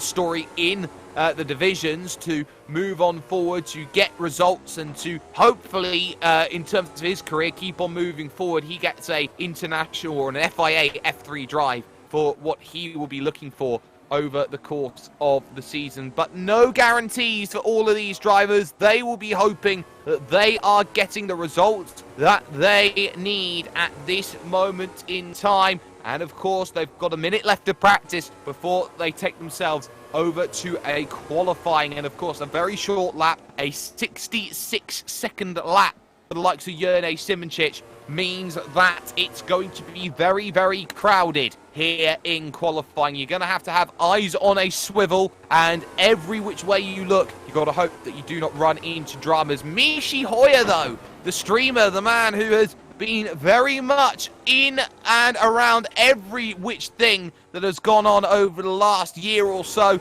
He finds himself up in third position here in practice, has always got that ability to turn up. The question has been, when does Mishi Hoyer start to push towards the front of the field? And this may just be the series where Mishi Hoyer makes a championship push. We have no idea how it's all going to pan out, but we are in the final stages here of our practice here. So we're going to start moving over towards qualifying very, very shortly as the timer expires on practice, as Dennis Jordan moves up to second. Where did that lap come from? Perennially inside the top 20, but Dennis Jordan right at the end says, well, here's a statement. I'll go 1,000th quicker than Bianca Lilia and move up into that second position overall. Some brilliant work there to make that one happen. But qualifying about to start very, very shortly. Many drivers will be hoping that they have exactly what they want and exactly what they need in terms of one lap pace. This is where you start to pick it up. Other drivers that we haven't really talked about, Borja Milano is one of them, Jason Muscat another, who are populating in and around that top 15 to top 20 range here in the field. It's going to be close, as practice proved that the top 24 was split by 1.3 seconds only when it came to the times. And now it's all about qualifying. Drivers waiting down at the end of the pits, and they'll get themselves out. Erhan Yayovski, ever impatient, only expects the best of himself. If he doesn't get the best, he'll start looking elsewhere in terms of what he needs to do. He'll be the first driver out there. Try and set representative flying lap times. You've got Risto Capit just behind. The likes of Yuri Kasdorp will be looking to put some early times in on the boards. The usual suspects at the pointy end of most R Factor 2 championships, of quite a few sim racing championships, are there, and now you've got to shuffle for space, and effectively you can't afford to let the tyres go too cold here on the outlap here. Arguably, you could say R Factor 2, one of the best simulators in the world when it comes to tyre life, and that is something to keep in mind. These drivers will be looking to get those tyres up to temperature, and with 10 minutes you don't have long. You've got one lap, maybe two laps if you push it hard, to get exactly what you want out of them, and drivers will be just searching for a little bit of space out on track to make sure they have enough room to get those times. Let's go on though for a lap with Erhan Yuyovsky here in this fantastic race presented by Fiverr for your Griiip G1 Virtual 2020 Series, and in through the difficult turn 1 and turn 2 at the same time. On the exit, you really have to put the power down and start motoring at the fastest part of the circuit towards turn 4. That's the kink of 3, and now in through turn number 4, and it keeps going 5 and 6. You keep on flowing through this corner. Small kink right of 7. Now you hit the brakes. Turn number 8 very much has similarities to the Barber Motorsports Park in Birmingham, Alabama, that section of road. It's almost a reverse of turn 5 over there. Now you head towards turn 9. Small right. Then you hit the brakes for the left of 10 and 11 and 12 now follows up. 13 follows up here. Small kink right is now, and then they got the left 14 and 15. Double apex here through this section. A very, very quick part of the track. Then turn 16 here, a big place to dive. You try and open up the corner as much as possible, use as much as you can on the exit. Small kink left to 17. That ends the lap around this place. Yuyovsky over the line, 106.340. Clean air, clean lap. Capit goes second, almost half a second back then on the opening laps. The times will start to come in then on the board. Drivers searching for what they need in the opening laps. Other drivers have not got what they want. Kapamagian up to third, immediately bumped down by Michi Hoyer, who is 0.6 of a second off of pole position, just squeaking into the 106 bracket as we saw earlier on in the AM category. 107.1 was the pole position. Already 5 drivers on top of that at this moment in time. Kasdorp in 6th position on a 107.3, jumped down by Peter Briliak at that moment in time. So Briliak there finding some time to move forward. Dennis Jordan, though, goes to 4th. And ultimately now, Yuyovsky is on an island on his own in qualifying. A 106.3. He has got himself right up to speed straight away. Alexander Dornaden up into then 7th position overall, 107, and put 3 ones on the end of that. 0.7 of a second, though, behind at the moment in qualification. At this moment in time, Risto Capit to the top, 106.285. Got what was wanted. Giaushino, Vigiglione up to 3rd, but bumped down by Manuel Biancalilla there in 3rd position. So now all of a sudden, Gio finds himself into 4th place, and that's not ideal in terms of the way that he wants his qualifying to go at the moment. So drivers yet to set times at the moment. Simonchich, Mrozek, Tokarev, Pappy, Day, Baxter, some of the names have yet to put themselves on the board. Here comes Simonchich over the line searching for a something, and that's a outlap going on to a flyer at this moment in time. So this is going to be a key battleground for the way that this race is going to be won and lost at the moment. Jordan up into 3rd position at the moment. Siebel up into 6th.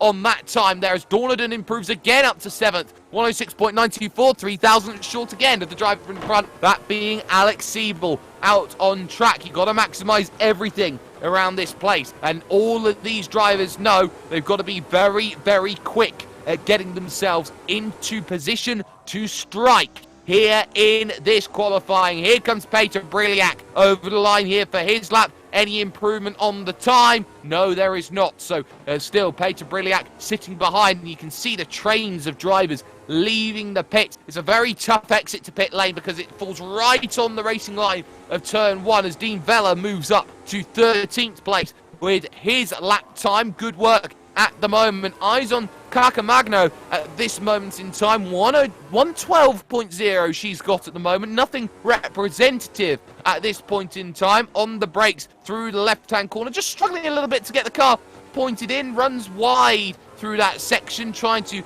put the power down. Final corner comes along for her as she try and push for the line, looking for an improvement to get up towards Tom Beckhauser at the moment, who is currently on a 110.9, and that is improvement. 0.3 for Cacamagno, but still 5.4 seconds here off of pole position, and at the moment is telling at this point in time. Your top 5 at the moment: Capit, Yuyovsky, Simonchich has moved up into 3rd, Jordan and Biancalilla there into 5th position overall. So it's going to be a tough challenge, a tall order.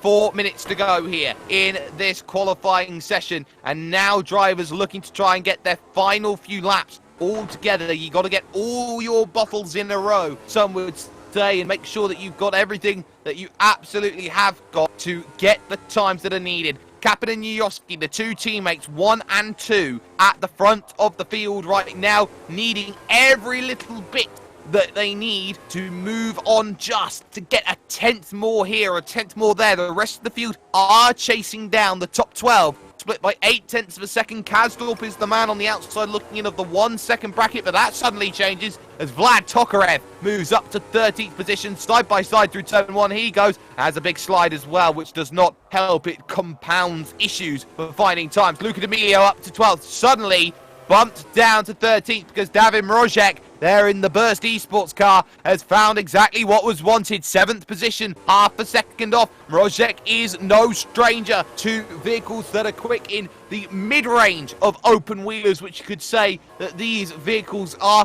and he's done very, very well to get himself then into 7th position. Siebel looking for improvement, does not find it at this moment in time. So now positions start to become more and more valuable at this point. The later you leave it, the more that you need to try and get. Kapamajian up inside the top 10 now, bumps Mishi Hoya outside of that top 10 position. Yuyovsky still not close enough.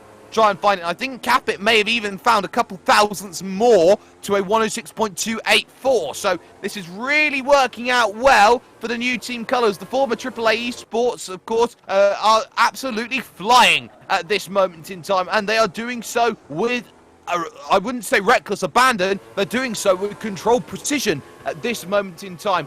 Pretty much every driver now thinking about either being on a lap or trying to get tyres to go out there and set them. 2 minutes to go. You've got to start thinking about getting out now if you want to try and set a flying lap time that really does start to set the world on fire. Simoncic gets closer. Dornadon up to 4th with his time out of 106.6. So Simoncic is now just 1 and a bit tenths of a second behind pole position. It's starting to get a little bit tight at the top, and these drivers all know it here at this moment. Drivers are improving every single time. You've got Jordan in 5th at the moment. Bianca Lilia now down to 6th. Viglione in 7th now will try and make a run to the line. 106.8 at the moment, his best time, and no changes of position. So keep on waiting. There will be time yet in the racing to get more improvements going on forward. So we'll see how this one all worked out. You got the likes of Tokarev jumping up into 14th place, just behind Kirill Birakov. They're in 13th overall, down at the bottom, or nearing the bottom at the moment. The top 16 split by a second. Yuri Kazdorp all of a sudden has to find something. 0.2 of a second is worth 7 places at this moment in time in qualifying. It's worth an 8th now because Luca D'Amelio's just jumped ahead of him into that 16th place. He's down in 17th. Jesper Eriksson now actually up into 13th place on that time. So people are finding times. They are finding those improvements. Simoncic does not that time by. 30 seconds to go. Final stages. Mrozek jumps to 5th place. So good work at the moment. Likes of Capit stays on the lane. Dornadon on the lane. Those two drivers will not improve from 1st and 4th positions at this point in time. Everybody else is practically on a lap. Yoski now looking to go for one more go at this one at this moment in time. Mrozek, Jordan, Bianca Lilia at the moment all look to push. Kapamajian will get one more in, goes up to 9th, jumps Alex Siebel back down to 10th. Kapamajian says, I can't go any quicker than that. Timer expires in qualifying. Mastermind rules in effect. Once you've started, you may finish as you go on through. So now the likes of drivers like Yoski and Simoncic looking for more. Simoncic won't. He's in the fence. He's in the Armco. His lap is done. He will go no higher than 3rd in qualifying. Mrozek looking for a little bit more. Dennis Jordan jumps to 4th though, here on a 106.5, just a 1/4 of a second off of pole. Mrozek round the final corner, searching for a bit more. We'll get Draft heading through this section over towards the line. Is this improvement for Mrozek in the burst car? It is not enough. Stays 6th. For the moment, Yoski really trying to give everything through the final corner. At the moment, they've got a 1-2. They've got the 1-2 that they want, 1-2 that they need. No improvement. Cannot find position. Jordan is out of laps. Manuel Biancalilia, though, could improve. Half a second off a pole at the moment. There is time.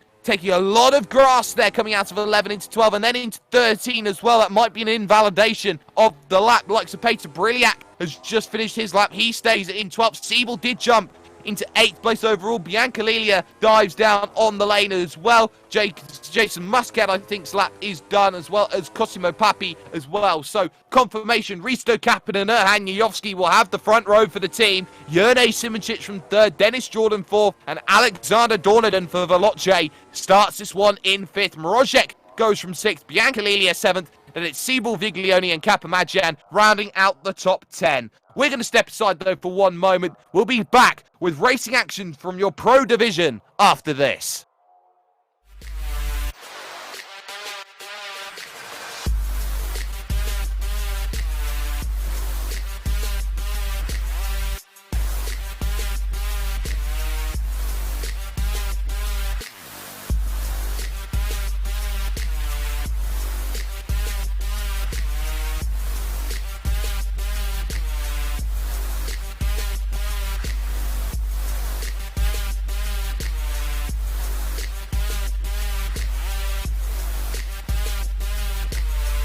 World Pro Racing, where sim racing becomes real.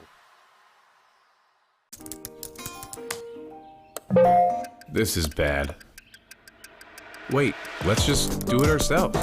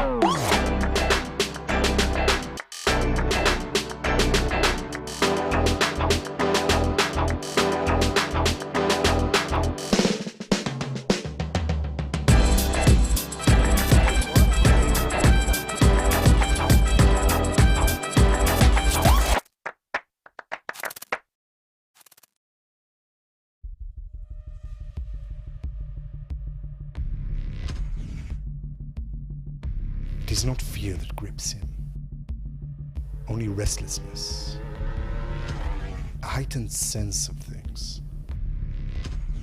The smell of engine and sweat, the engine rattling his blood, the crowd roaring. The race is about to start. He breathes deeply to focus. In this league, he finally found what he was looking for. A true passion.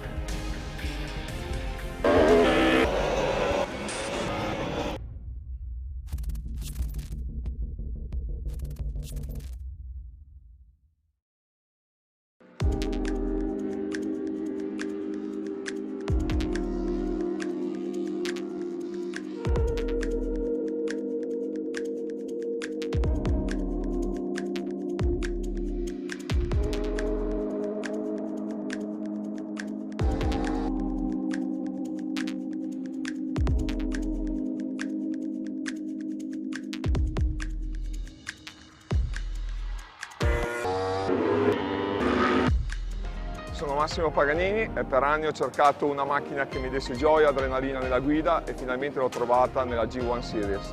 Se anche tu vuoi provare una macchina che ti dia gioia e adrenalina, G1 Series 2020.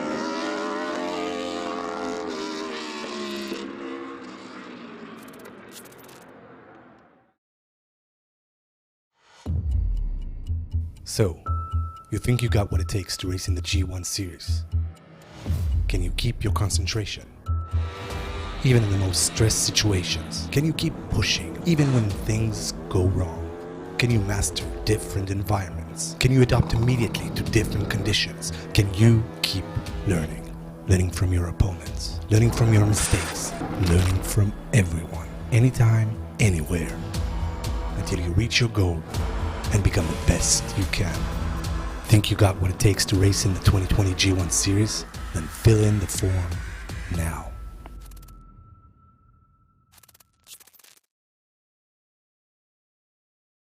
Want to quit your day job? Become a pro streamer. Want to become a pro streamer? Get your panels, overlays, banners, emotes, and more at the Fiverr Twitch store.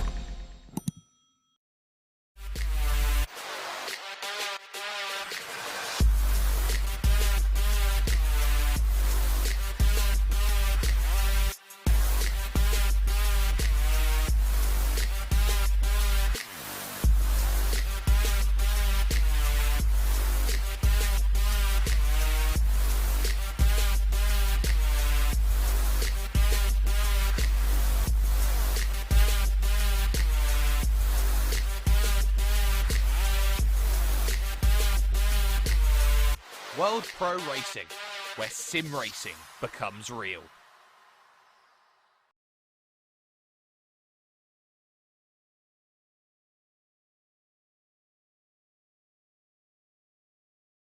Welcome back, ladies and gentlemen, to the Griiip G1 Virtual Series 2020, presented by Fiverr. And because it is, of course, presented by Fiverr, hashtag they're making it work.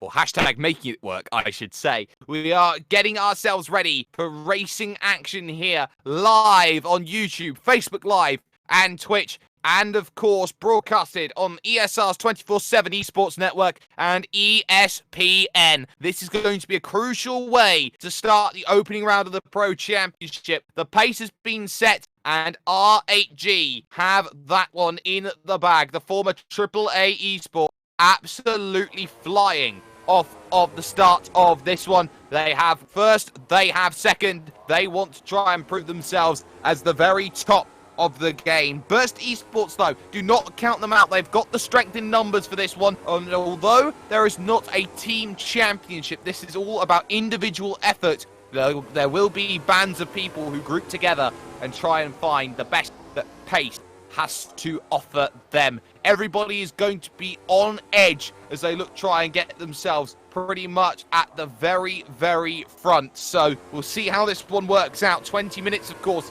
they can go by very, very quickly. And, of course, they could go by very painfully for drivers who find themselves in the wrong position in this sort of race. It is such an easy track to get caught on the wrong side of, and then suddenly position start tumbling down the order. Make sure, everybody, if you haven't already, to like, share, and subscribe on every social media platform for all of the partners here today. Of course, for us at World Pro Racing, and of course the likes of Fiverr, Thrustmaster, GT Omega, as well as the likes, of course, of Griiip G1 and also ASR Formula, who have been helping out as well. A lot to unpack, a lot to unfurl in 20 minutes, and warm-up is scored complete.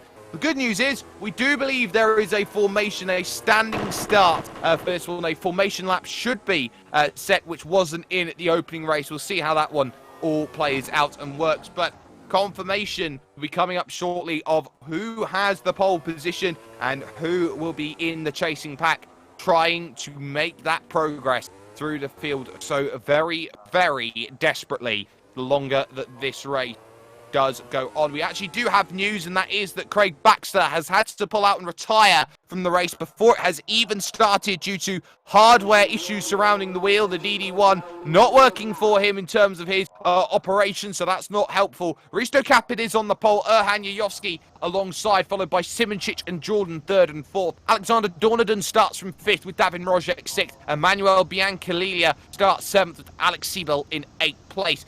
Giacchino Viglioni starts ninth with Luis Felipe Capamagian in 10th position. 11th, Michi Hoyer, Petr Briliak in 12th, and the rest of the grid looking to chase behind. Yuri Kasdorp surprisingly down the order in 18th place, as they will be getting themselves a pace lap. This is definitely a pace lap, ladies and gentlemen, as they move on forward. It's definitely a lot less aggressive than it was in the AM race, so to speak. But all these drivers know they've got to be pretty much on it, as they will get one lap to warm their tyres up, keep the temperature in them before they get themselves ready for the start. It's going to be a short run to turn number one, and that's going to be the key of how this is going to be run today. A short run to turn one. If you're brave, if you're bold enough, you might be able to get something done. Turn three, turn four, that might be the place on the opening lap where overtakes are going to be key. But the troubles that are going to be, the pitfalls of this circuit, come in the forms of battling. It doesn't look tough on paper.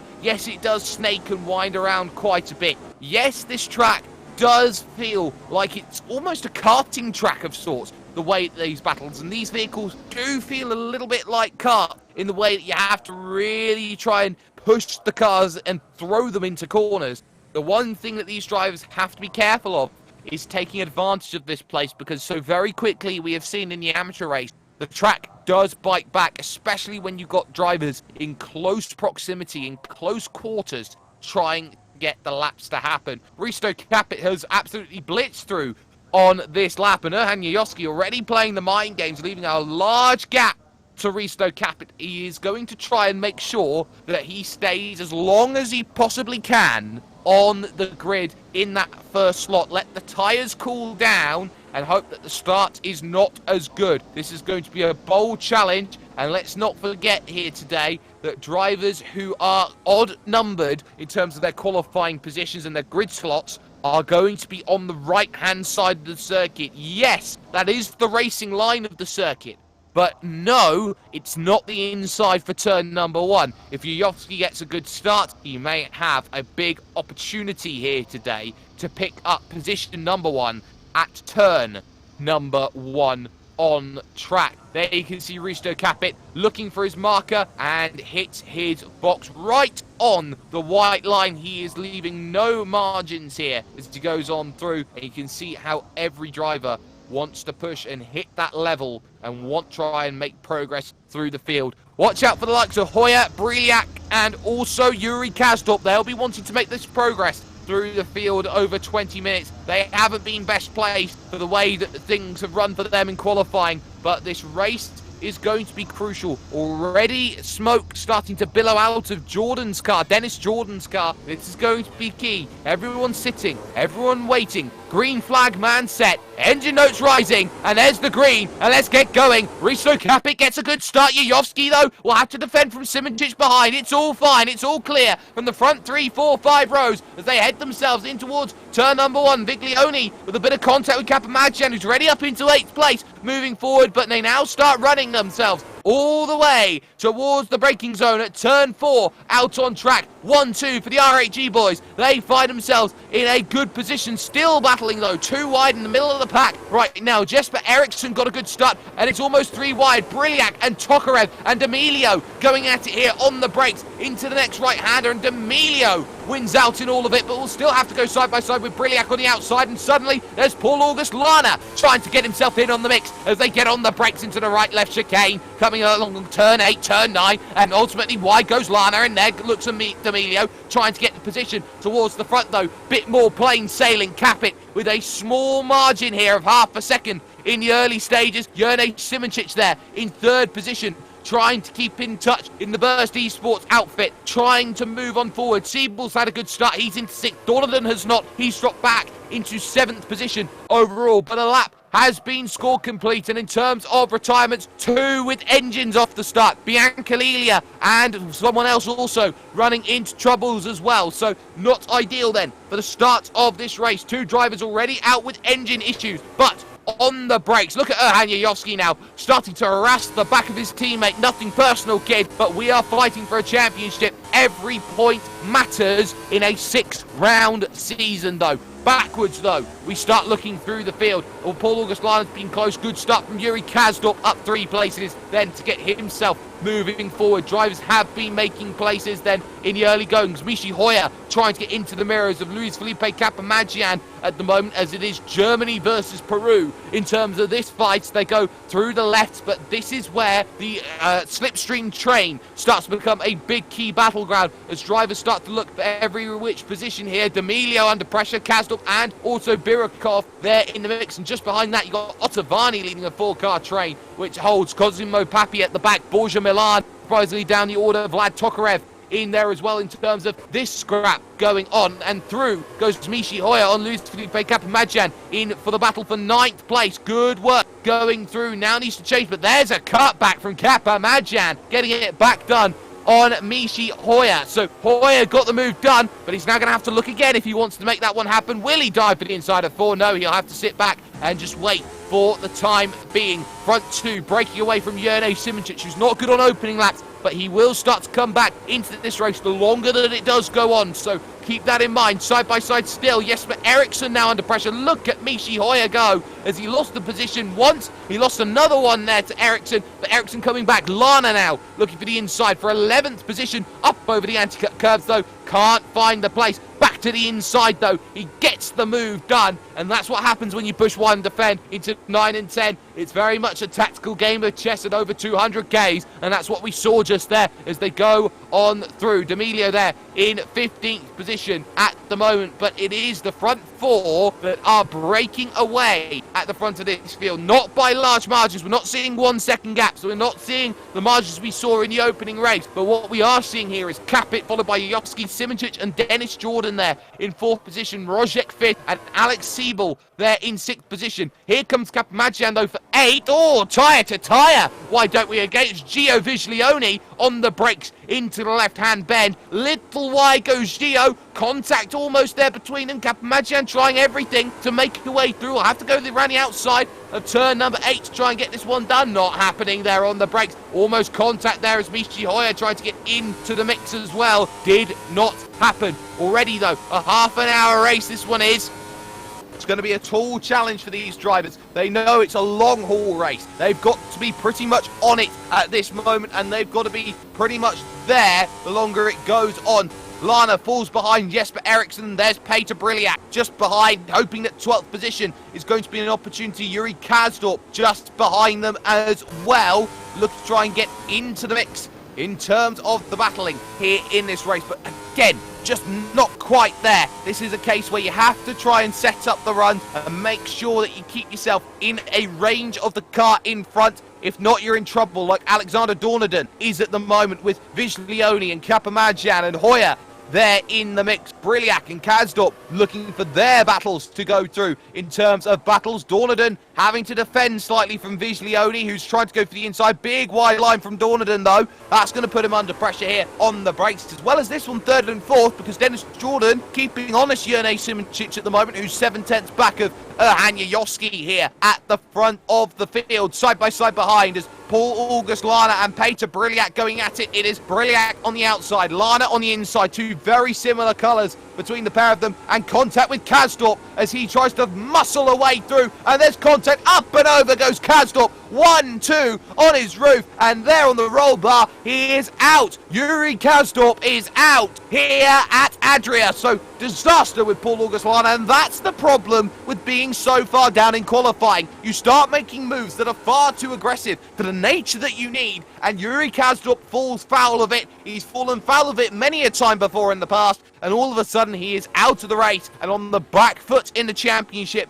from minute number pretty much 6, we could say here in this one. 1/5 distance already scored complete then in this race. Your front four still Linus Stern, Kapitan Yoski and Simoncic and Jordan here at the moment, all within a good margin of each other, still within pretty much 6/10 every single driver is. Behind that though, Mrozek 1.5 seconds back down the row is desperately trying to stay in touch, but he just isn't at this moment in time. Still the battle 8th and 9th as Viglione is holding off one Mr. Luis Felipe Capamagian, and there are no changes of position there between those drivers at this moment. Let's look a little bit further back because Paul August Lana struggling after that contact. Here comes Matthias Stumpf trying to find a way through, and Matthias is going to have to play that sit and wait game, unable to really go out there and attack. And in fact, Kasdorp has got going in 23rd position. More drivers are out of the race. Out of fuel is Tom Beckhauser. He's forgotten that it's a race and he's put the qualifying fuel in, so he is out of the race. He is out of fuel. Alon Day also out with suspension issues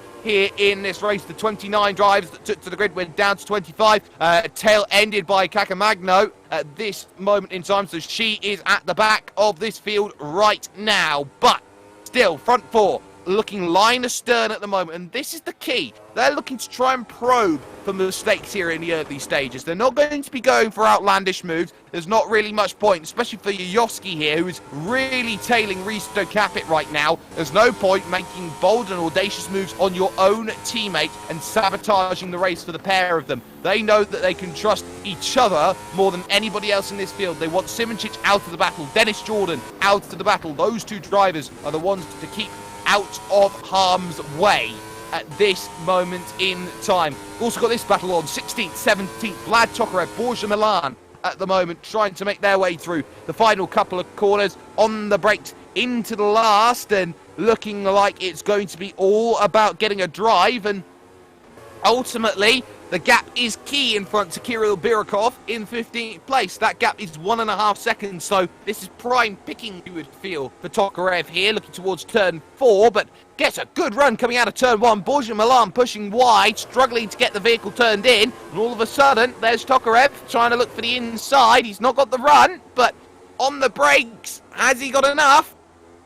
Answer's yes. So up goes Tokarev into position 16 at this moment in time. Some good work being done here in this field. But look at the front once again. Capit under pressure here as Yuyovsky and Simoncic just sit and wait. Dennis Jordan there in 4th position. All 4 of them split by just a second as they go through the final stages of the lap here as they look to try and hit the brakes into the next right here. The final, or the penultimate corner of the track, that small kink left is the final corner, so to and speak. But those 4 are just trying to distance themselves from the likes of Mrozek here, trying to get themselves a gap. They've got 2.1 seconds to that at the moment, and they are working to make sure that if they do start getting a little bit antsy and they start deciding I'm not happy with my position, that they can go out there and make some big moves out on track. Cosimo Papi, though, he's trying to make a move here in 22nd position to get by Dean Vella on the brakes into the left of turn 1. Easy does it there, and that is a move, almost score complete. Try the Ryan Hunter Ray line, why don't we here, Dean? Going for the 2 tires on the grass strategy. Now trying to get on the brakes into the next left-hander, and around the outside's always tough because the corner just falls away, and Dean Vella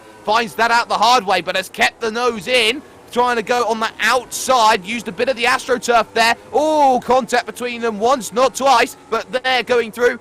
easy does it, easy as you like. Position made right there up into 21st position. So good work in terms of getting the move done. Capit starting to stretch the legs now up to 9/10 of a second. It's almost like a different gear's been hit because traffic now starts to become an issue. Kakamagno, she will move over to the right-hand side of the circuit, I do believe, and allow these drivers to go through in just a moment. There you can see, a little bit worrisome there. On the brakes goes Risto Capit moving forward there. That was a little bit of a shock. Wasn't expecting, I was thinking, that real differentiation in speeds they go through. So Kasdorp officially out. Dean Vella now out of the race as well. So what has happened to Dean Vella? Run into contact there with Cosimo Papi, and it looks like they've both gone up, they've both gone over, and that is a huge shame for the pair of them. Both of them have run themselves into troubles, but there has been trouble for Erhan Yoyoski. He's dropped 2 positions, and he's done so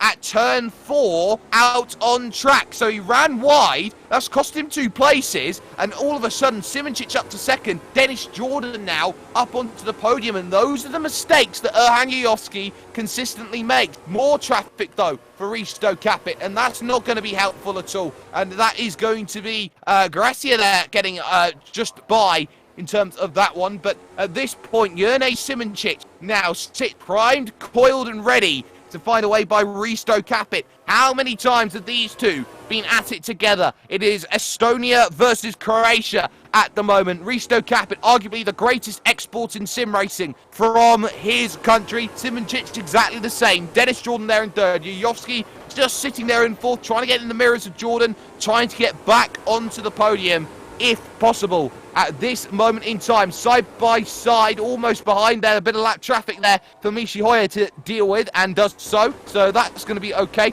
Birikov, though, is caught the back of Alessandro Ottaviani at this point in time. So Alessandro Ottaviani is having a very good run at this moment, and goes by another couple of drivers here and there moving forward, but every driver now starting to get a little bit pinched up here. Luca D'Amelio trying to find a way past Peter Briliak. Not quite finding it at the moment. Here's another little look as Birikov now having to be careful with Ottaviani, and has actually found a way through. So Ottaviani going through, and actually Viglione is going to come down in. That's a penalty, I'm pretty sure. So Viglione has been using the track limits too much.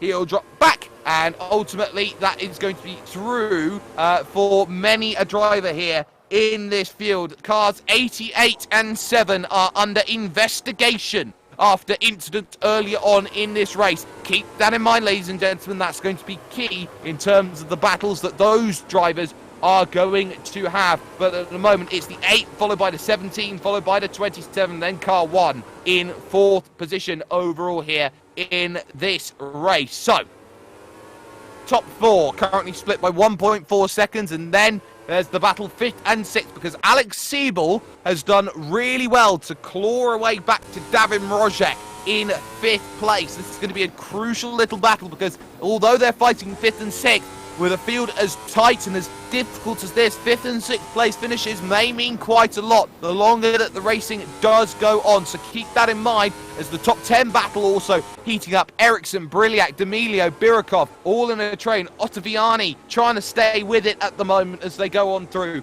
in towards the next section of road, and not close enough yet, but Briliak may have to defend here into turn number 1. Half distance score complete in the next couple of minutes. A little look from D'Amelio there, hoping for the inside, so has to choose the outside, runs into the back there of Briliak slightly, and thank you, says Kirill Birikov. Cookies! I'll take that one. That is my position that I will have, and there are no worries at all. On, though, at the front once again, Jordan getting a good run. Simoncic tucked up behind the gearbox of Risto Capit here in these Griiip G1s as they start moving on forward through the left-handers. Now 4 in a row they'll have here, 9, 10, 11 and 12. Small right there of 13, and then they'll get 2 more left. 14 and 15 to keep on going forward. Simoncic looking behind all of a sudden in the Burst Esports car as Dennis Jordan now starts to play the attack. And you feel for Jerne Simoncic at this moment in time. He's caught in Schrodinger's overtake at this moment, attacking and defending at the same time. And the 88 machine will get a drive-through penalty,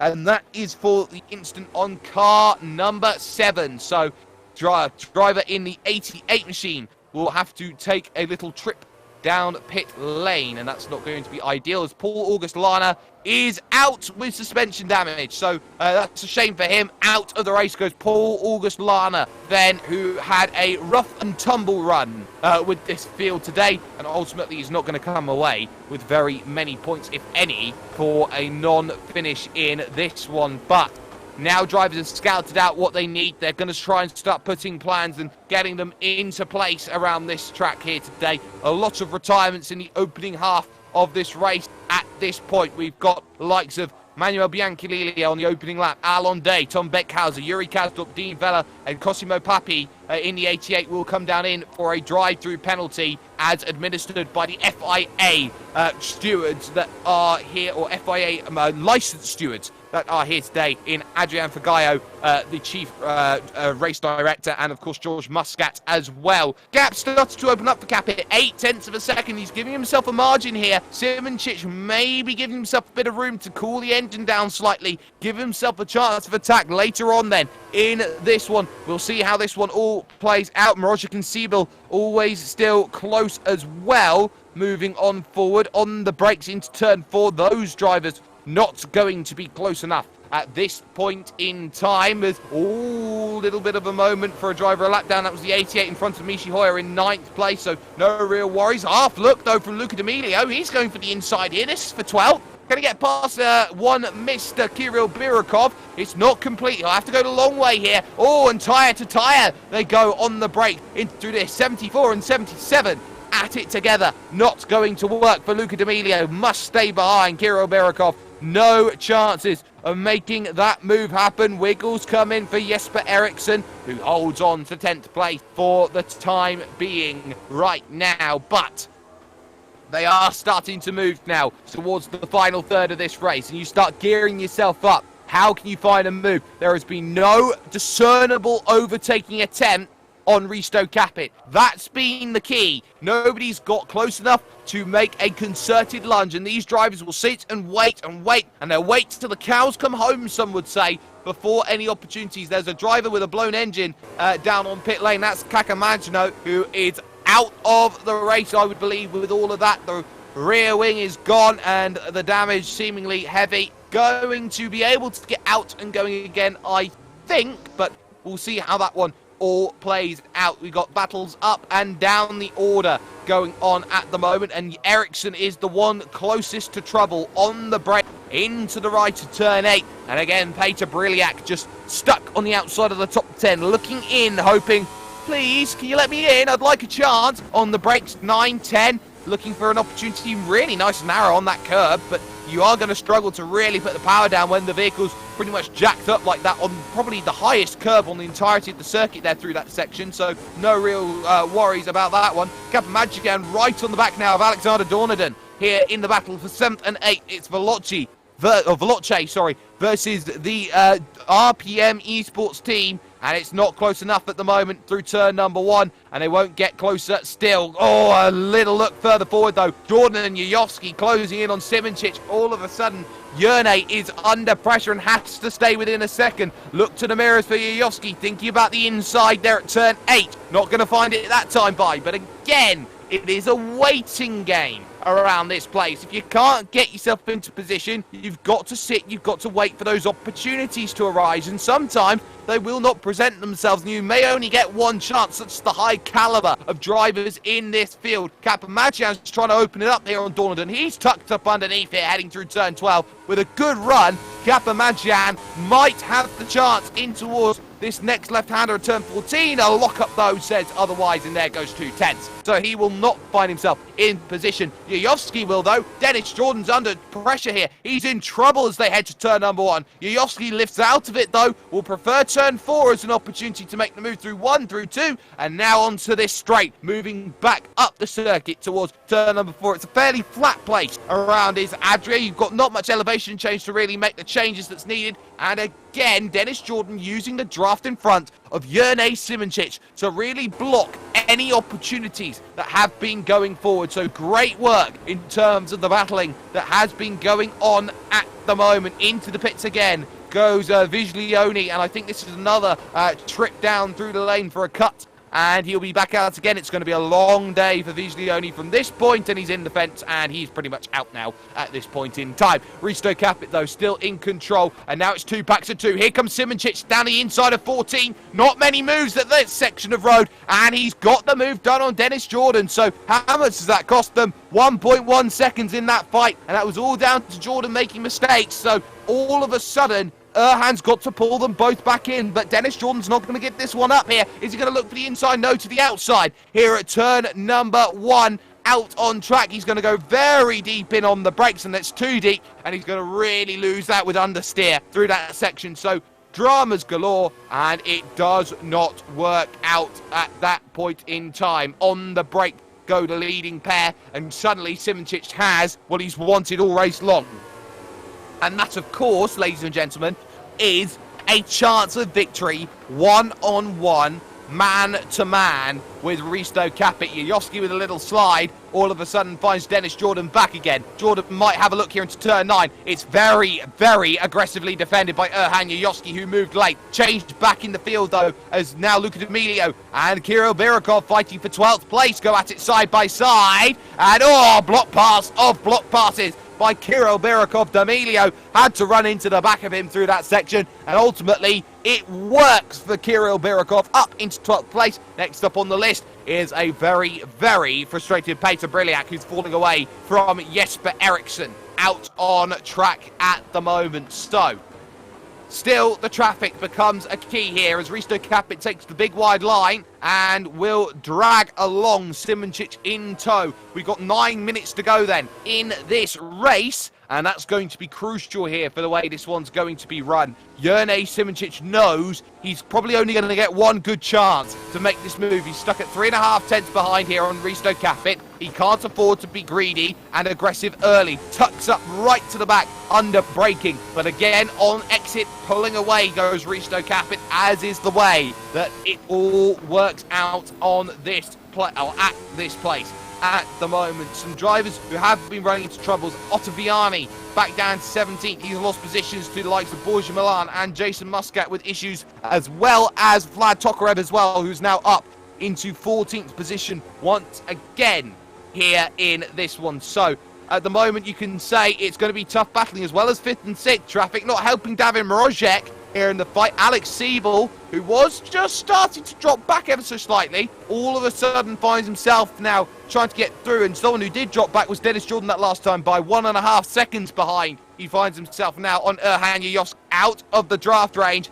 and Yayovski absolutely flying here, is pulling himself back within a second of Jerne Simoncic. It's going to be a 3-car scrap and an R8G sandwich with Burst Esport filling in the middle in terms of the way this race is going to be run for the last 7 minutes. Dornadon in trouble, side by side. Contact slightly slides off the exit. Thank you, says Luis Felipe Capamajan. The Peruvian up into 7th position overall. Michi Hoyer on the back runs it deep and very nearly careens into the back of Veloce Esports' Alexander Dornadon, but ultimately keeps it out of harm's way and lives to fight another day in the scrap and battle, trying to open up the exit in towards 12. Not going to find it this time by at 14. You can be brave, you can be bold, you can find the chances, but not just now at this moment in time. So we'll see how that one goes. They deal and dispatch with some lap traffic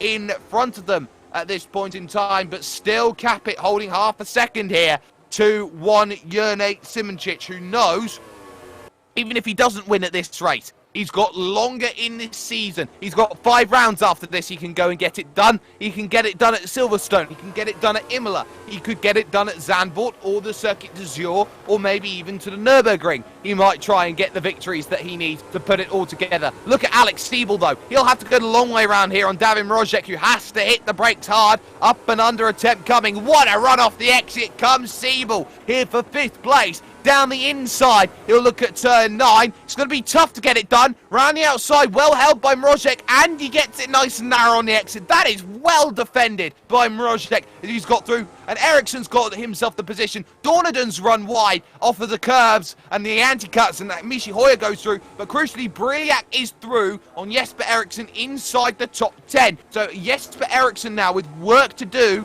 as he's got Birikov behind and also Luca D'Amelio for a bit of company as well. All changes then at the end of the 22nd lap of this race. I was correct first time, but now Jurnej Simoncic, 5 minutes to go, waving around, and almost like the bell's starting to ring here in a 5,000 meter race or a 10,000 meter race. You start gearing up, you start getting louder, you start working out where's the pace going to be. A little look down at the inside, not working wide, runs Yayovsky behind, so he's going to drop himself a few tenths of a second, but not out of the slipstream range, which is going to be the key for how this race is going to finish. Mroziek runs wide though. Here comes Siebel again. Well, this is going to be a case of, well, you've done it once, and Siebel's going to be wise here. He's going to sit back and wait on Davin Mroziek. That's a calculating decision.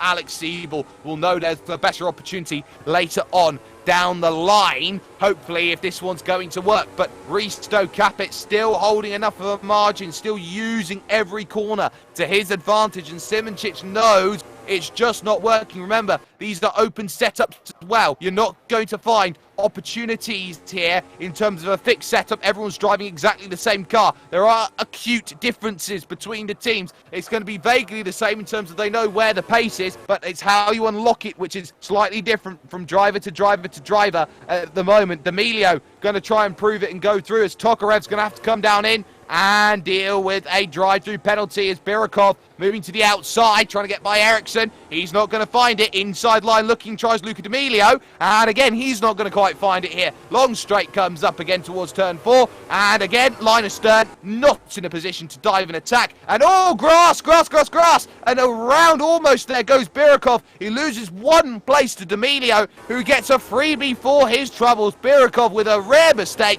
going through turn 3 too aggressively, and ultimately it has cost him just a little and bit at this moment in time.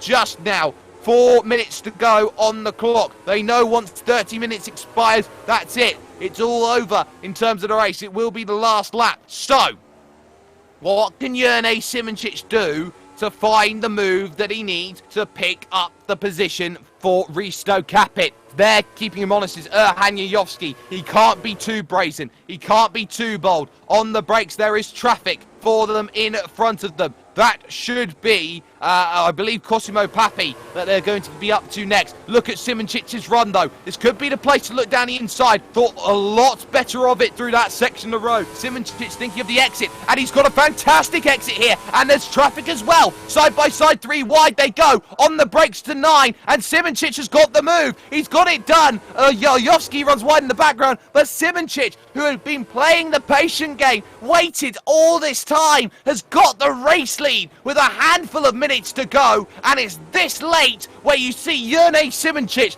pick it up in the clutch, because he's not driving automatic. He does it time and time again, and now he starts to stretch his legs and starts to pull the gap away from Risto Capet from what was now 0.2 of a second. There's 0.3 in one sector alone, and this is what Simoncic does so well, is he's got a handful of laps to go remaining here in this race. Yayovsky falling backwards now into the clutches of Dennis Jordan for the podium, and all of a sudden you feel like it's all going to kick off once again here in this race. And now you start wondering who's got what left. Mroziek starting to get just enough of a gap on Alex Siebel here in 5th and 6th place. A lot of gaps for the mid part of the top 10. Yayovsky runs wide, and here comes Jordan looking for the inside of 9 again. He's got the nose now into turn 9. Yayovsky will fight him every stage of the way here. Contact between them, just a light tap. Jordan's forced to run wide, and Yayovsky forcefully says, 3rd position's mine. You're not costing us a 1,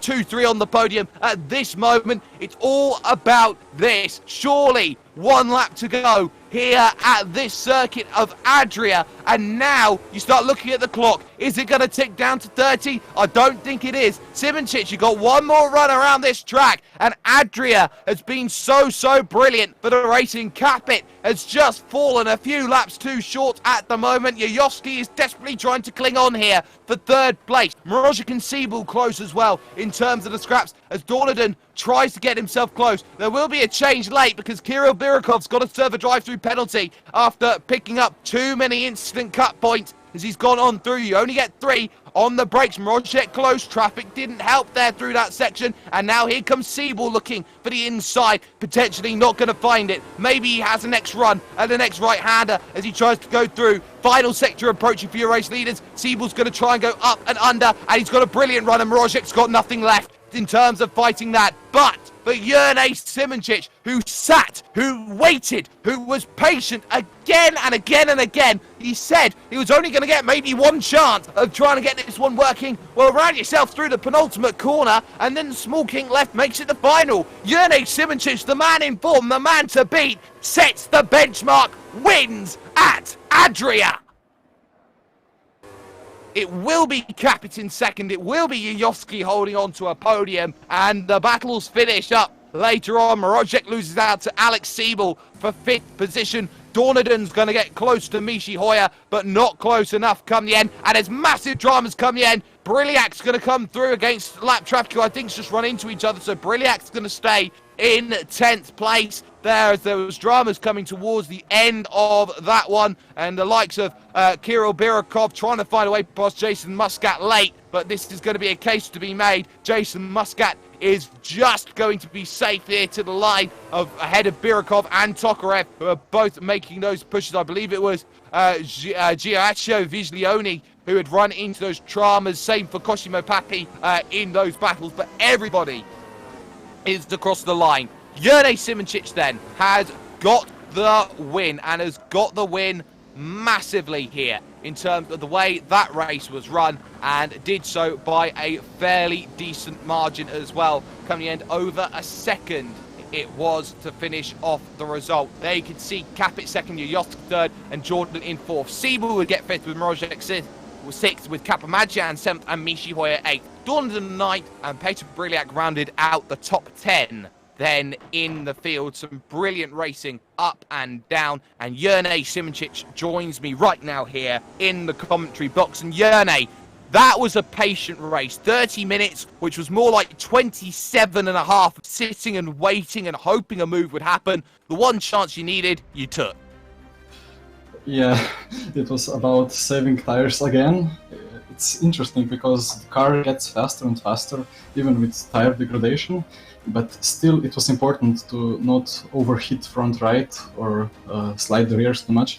But yeah, it was a lot of patience, but also, yeah, there was one impatient moment for me when overtaking Erhan.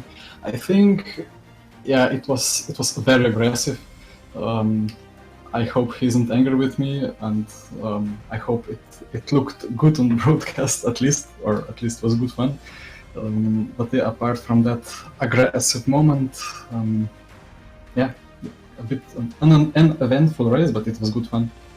Well, uneventful doesn't often need to be the case to win a race. You can win it by an inch, you can win it by a mile, you can win it flamboyantly, or you can win it with a methodical drive, which it was so today. Jurnej, this is a very short season. It's only 6 weeks, but it's 6 weeks back to back to back, which makes life very, very tough in terms of a quick turnaround for the next round of the championship. Just how important is it to get off to a good start like you did today, picking up maximum points? Race is ultra important, and I think especially with Adria Raceway being like a track that is not often used. I raced for the first time here, so it was very important, of course, to get the first one right. But now we come to tracks which we all know well, so the balance of power could be different there. It certainly could, and of course Silverstone's a lot more open, it's a lot more expansive, it's a lot more easier to get overtakes done with such a wide racing surface. So in terms of the Silverstone, how are you looking to prepare with the team at Burst? Yeah, there are so many other events that we don't really have other plan that just getting together for 1 or 2 evenings and just do laps together, do qualifying session and do practice race, and yeah, adjust the setup between Adria and Silverstone. Silverstone will be much quicker, as you said. So yeah, not too much of planning practice, but yeah, just the normal stuff. Well, before we let you go, Yerne, after a big race victory, shout out sponsors. Who gets it done for you? Yeah, a big shout out to Rio Toro and to Simplexity. Great rigs, check them out. Well, there's Yerne Simoncic with the big race win. Second position would go to Risto Capit. Risto, it just felt like a bridge too far come the end. You had a fantastic race. You led the most laps out of that one. You had 25 laps led, but ultimately it was just a case of just wasn't able to hold back the tide long enough. Yeah, that was intense. Well, first of all, I'm happy to got the pole position for over a long time in front of Yerne, who is objectively the fastest open wheel guy in R-Factor 2, and Erhan, who is objectively the fastest all-rounder guy. So that was really nice. But yeah, these cars are very interesting. They have they have all the power in the high revs, and me and Yerne had quite different gearing, it seemed like. So I was quite slow in the slowest corners, but that helped me in the last sector to give some gap between me and others, and also there was some dirty air which saved me. But yeah, I had to keep it completely mistake-free, and I could get away with being like a 10th slower per lap. But in the end, he was pressuring me hard, and into the slowest corner, I thought about braking late to make sure the cover if he dives for it. That made me lose so much speed that I bogged down, and he could just drive past me on the acceleration. So yeah, quite deflated to let it go. But then again, I'm happy to be up here. Well, second position is definitely nothing to shake a stick at, especially a season which looks like it is going to be a closely fought championship with the top four for the majority of the race staying within a second of each other. So surely it's a case where consistency, which is definitely one of your strongest points, Risto, might just be key for the entirety of the season. Yeah, I will. I'm full of good energy. I will keep working for it and keep working until the last round. And let's see where we come out. I mean, all these guys I'm racing against them in 1 or 2 races a week anyway, so I know them well. But I just have to put in some extra work and effort to make sure I outwork them for this championship. Well, we'll see how that'll be the case. Before we let you go, Risto, shout out sponsors. Who gets it done? Obviously, I'm fully energized having joined Roman Grosjean's esport team. So thanks to him and all of the sponsors we have in his team. I just this is my first race with my Acer Predator rig with the ultra wide screen, and I think that helped a bit as well, especially in such small open wheelers to have a nice wide screen. It's helpful. It's nice.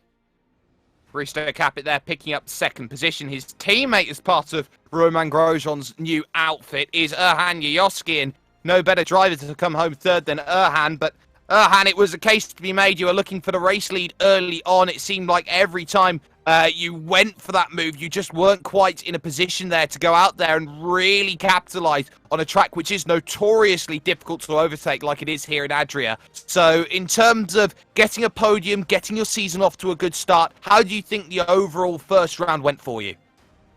Yeah, like at the beginning, I didn't want to be too aggressive to Risto and just stay behind him, and I don't know, but after like it was lap 9, Yerne got a good run, and I don't know.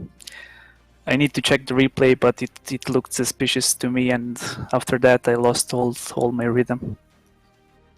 Well, the rhythm went, but you're still able to hold off the likes of Dennis Jordan there for third position overall. You can't really be too disappointed with a podium, especially in a season like this. Silverstone presents a bit of a different challenge. It's very quick. It doesn't have necessarily as many high-speed braking zones. It's got, I would say, a more natural flow to it as a former airfield. So in terms of going over to Silverstone, a track which I think all of these drivers in this series know pretty much like the back of their hand, how are you looking to try and capitalise and gain those 2 positions that you couldn't get today?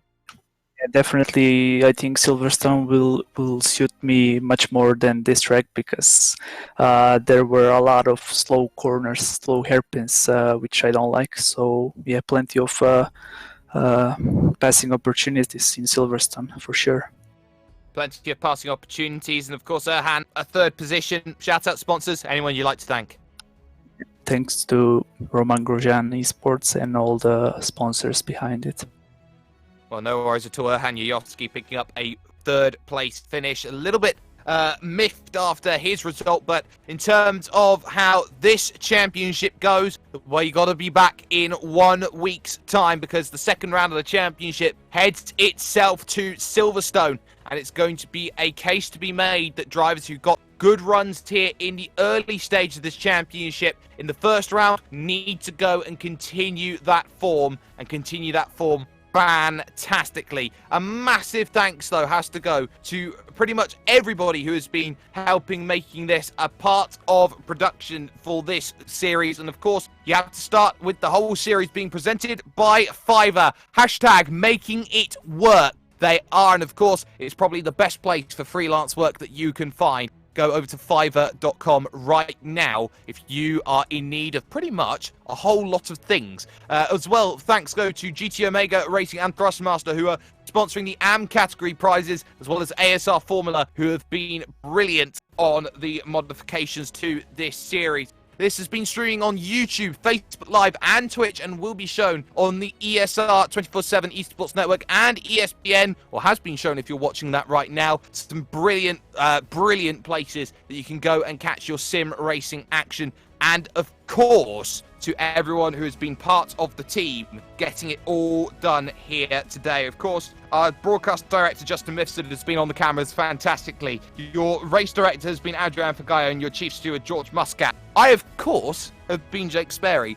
And smiles galore for Yerne. He often leaves it late. He is one of the best at tyre saving. He waits and waits and waits. And once more, he comes up with the reward deep into the heart of the race. But Silverstone will be a different prospect, a different challenge. Different drivers may find themselves up near the top. The only way you can see who's still got that form, whether that form book may have changed, is to come back in a week's time and see exactly what's going on. And this is going to promise to be one brilliant season of Griiip G1's 2020 Virtual Series.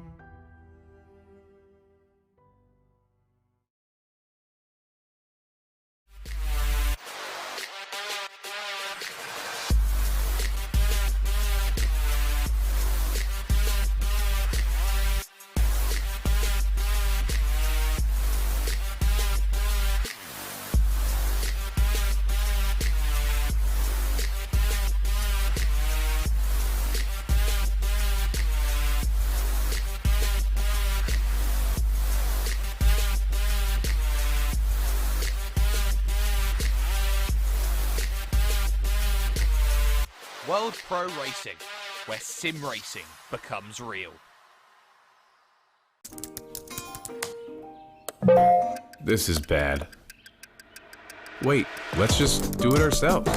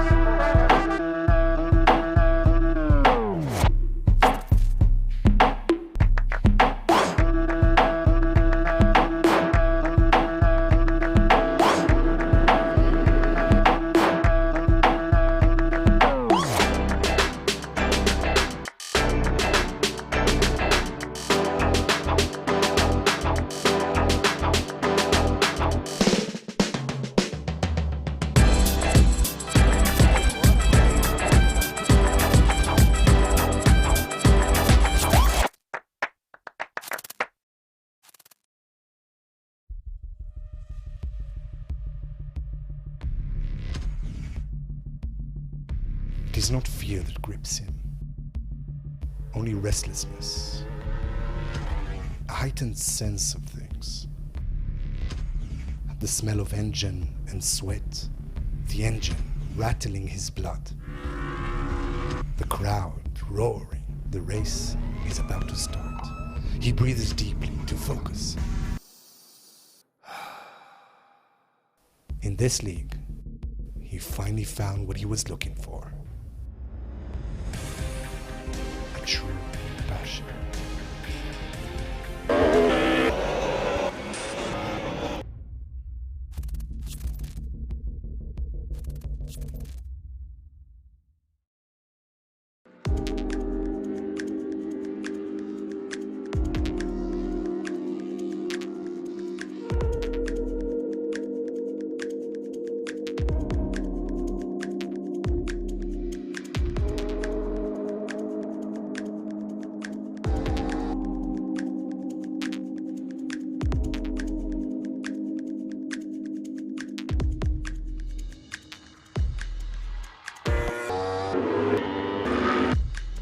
Sono Massimo Paganini e per anni ho cercato una macchina che mi desse gioia, adrenalina nella guida e finalmente l'ho trovata nella G1 Series.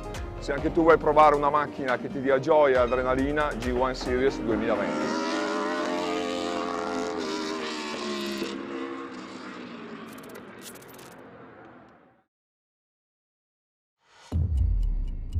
So, you think you got what it takes to race in the G1 Series? Can you keep your concentration? Even in the most stressed situations, can you keep pushing even when things go wrong? Can you master different environments? Can you adapt immediately to different conditions? Can you keep learning? Learning from your opponents, learning from your mistakes, learning from everyone, anytime, anywhere, until you reach your goal and become the best you can. Think you got what it takes to race in the 2020 G1 Series? Then fill in the form now.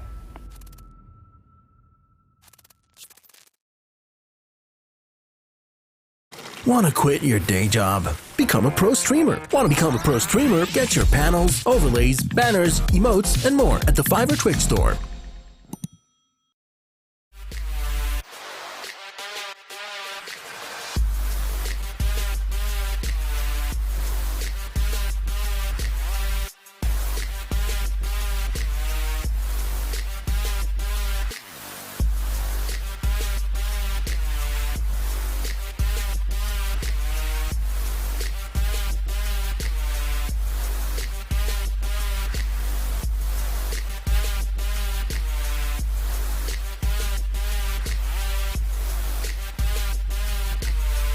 World Pro Racing, where sim racing becomes real.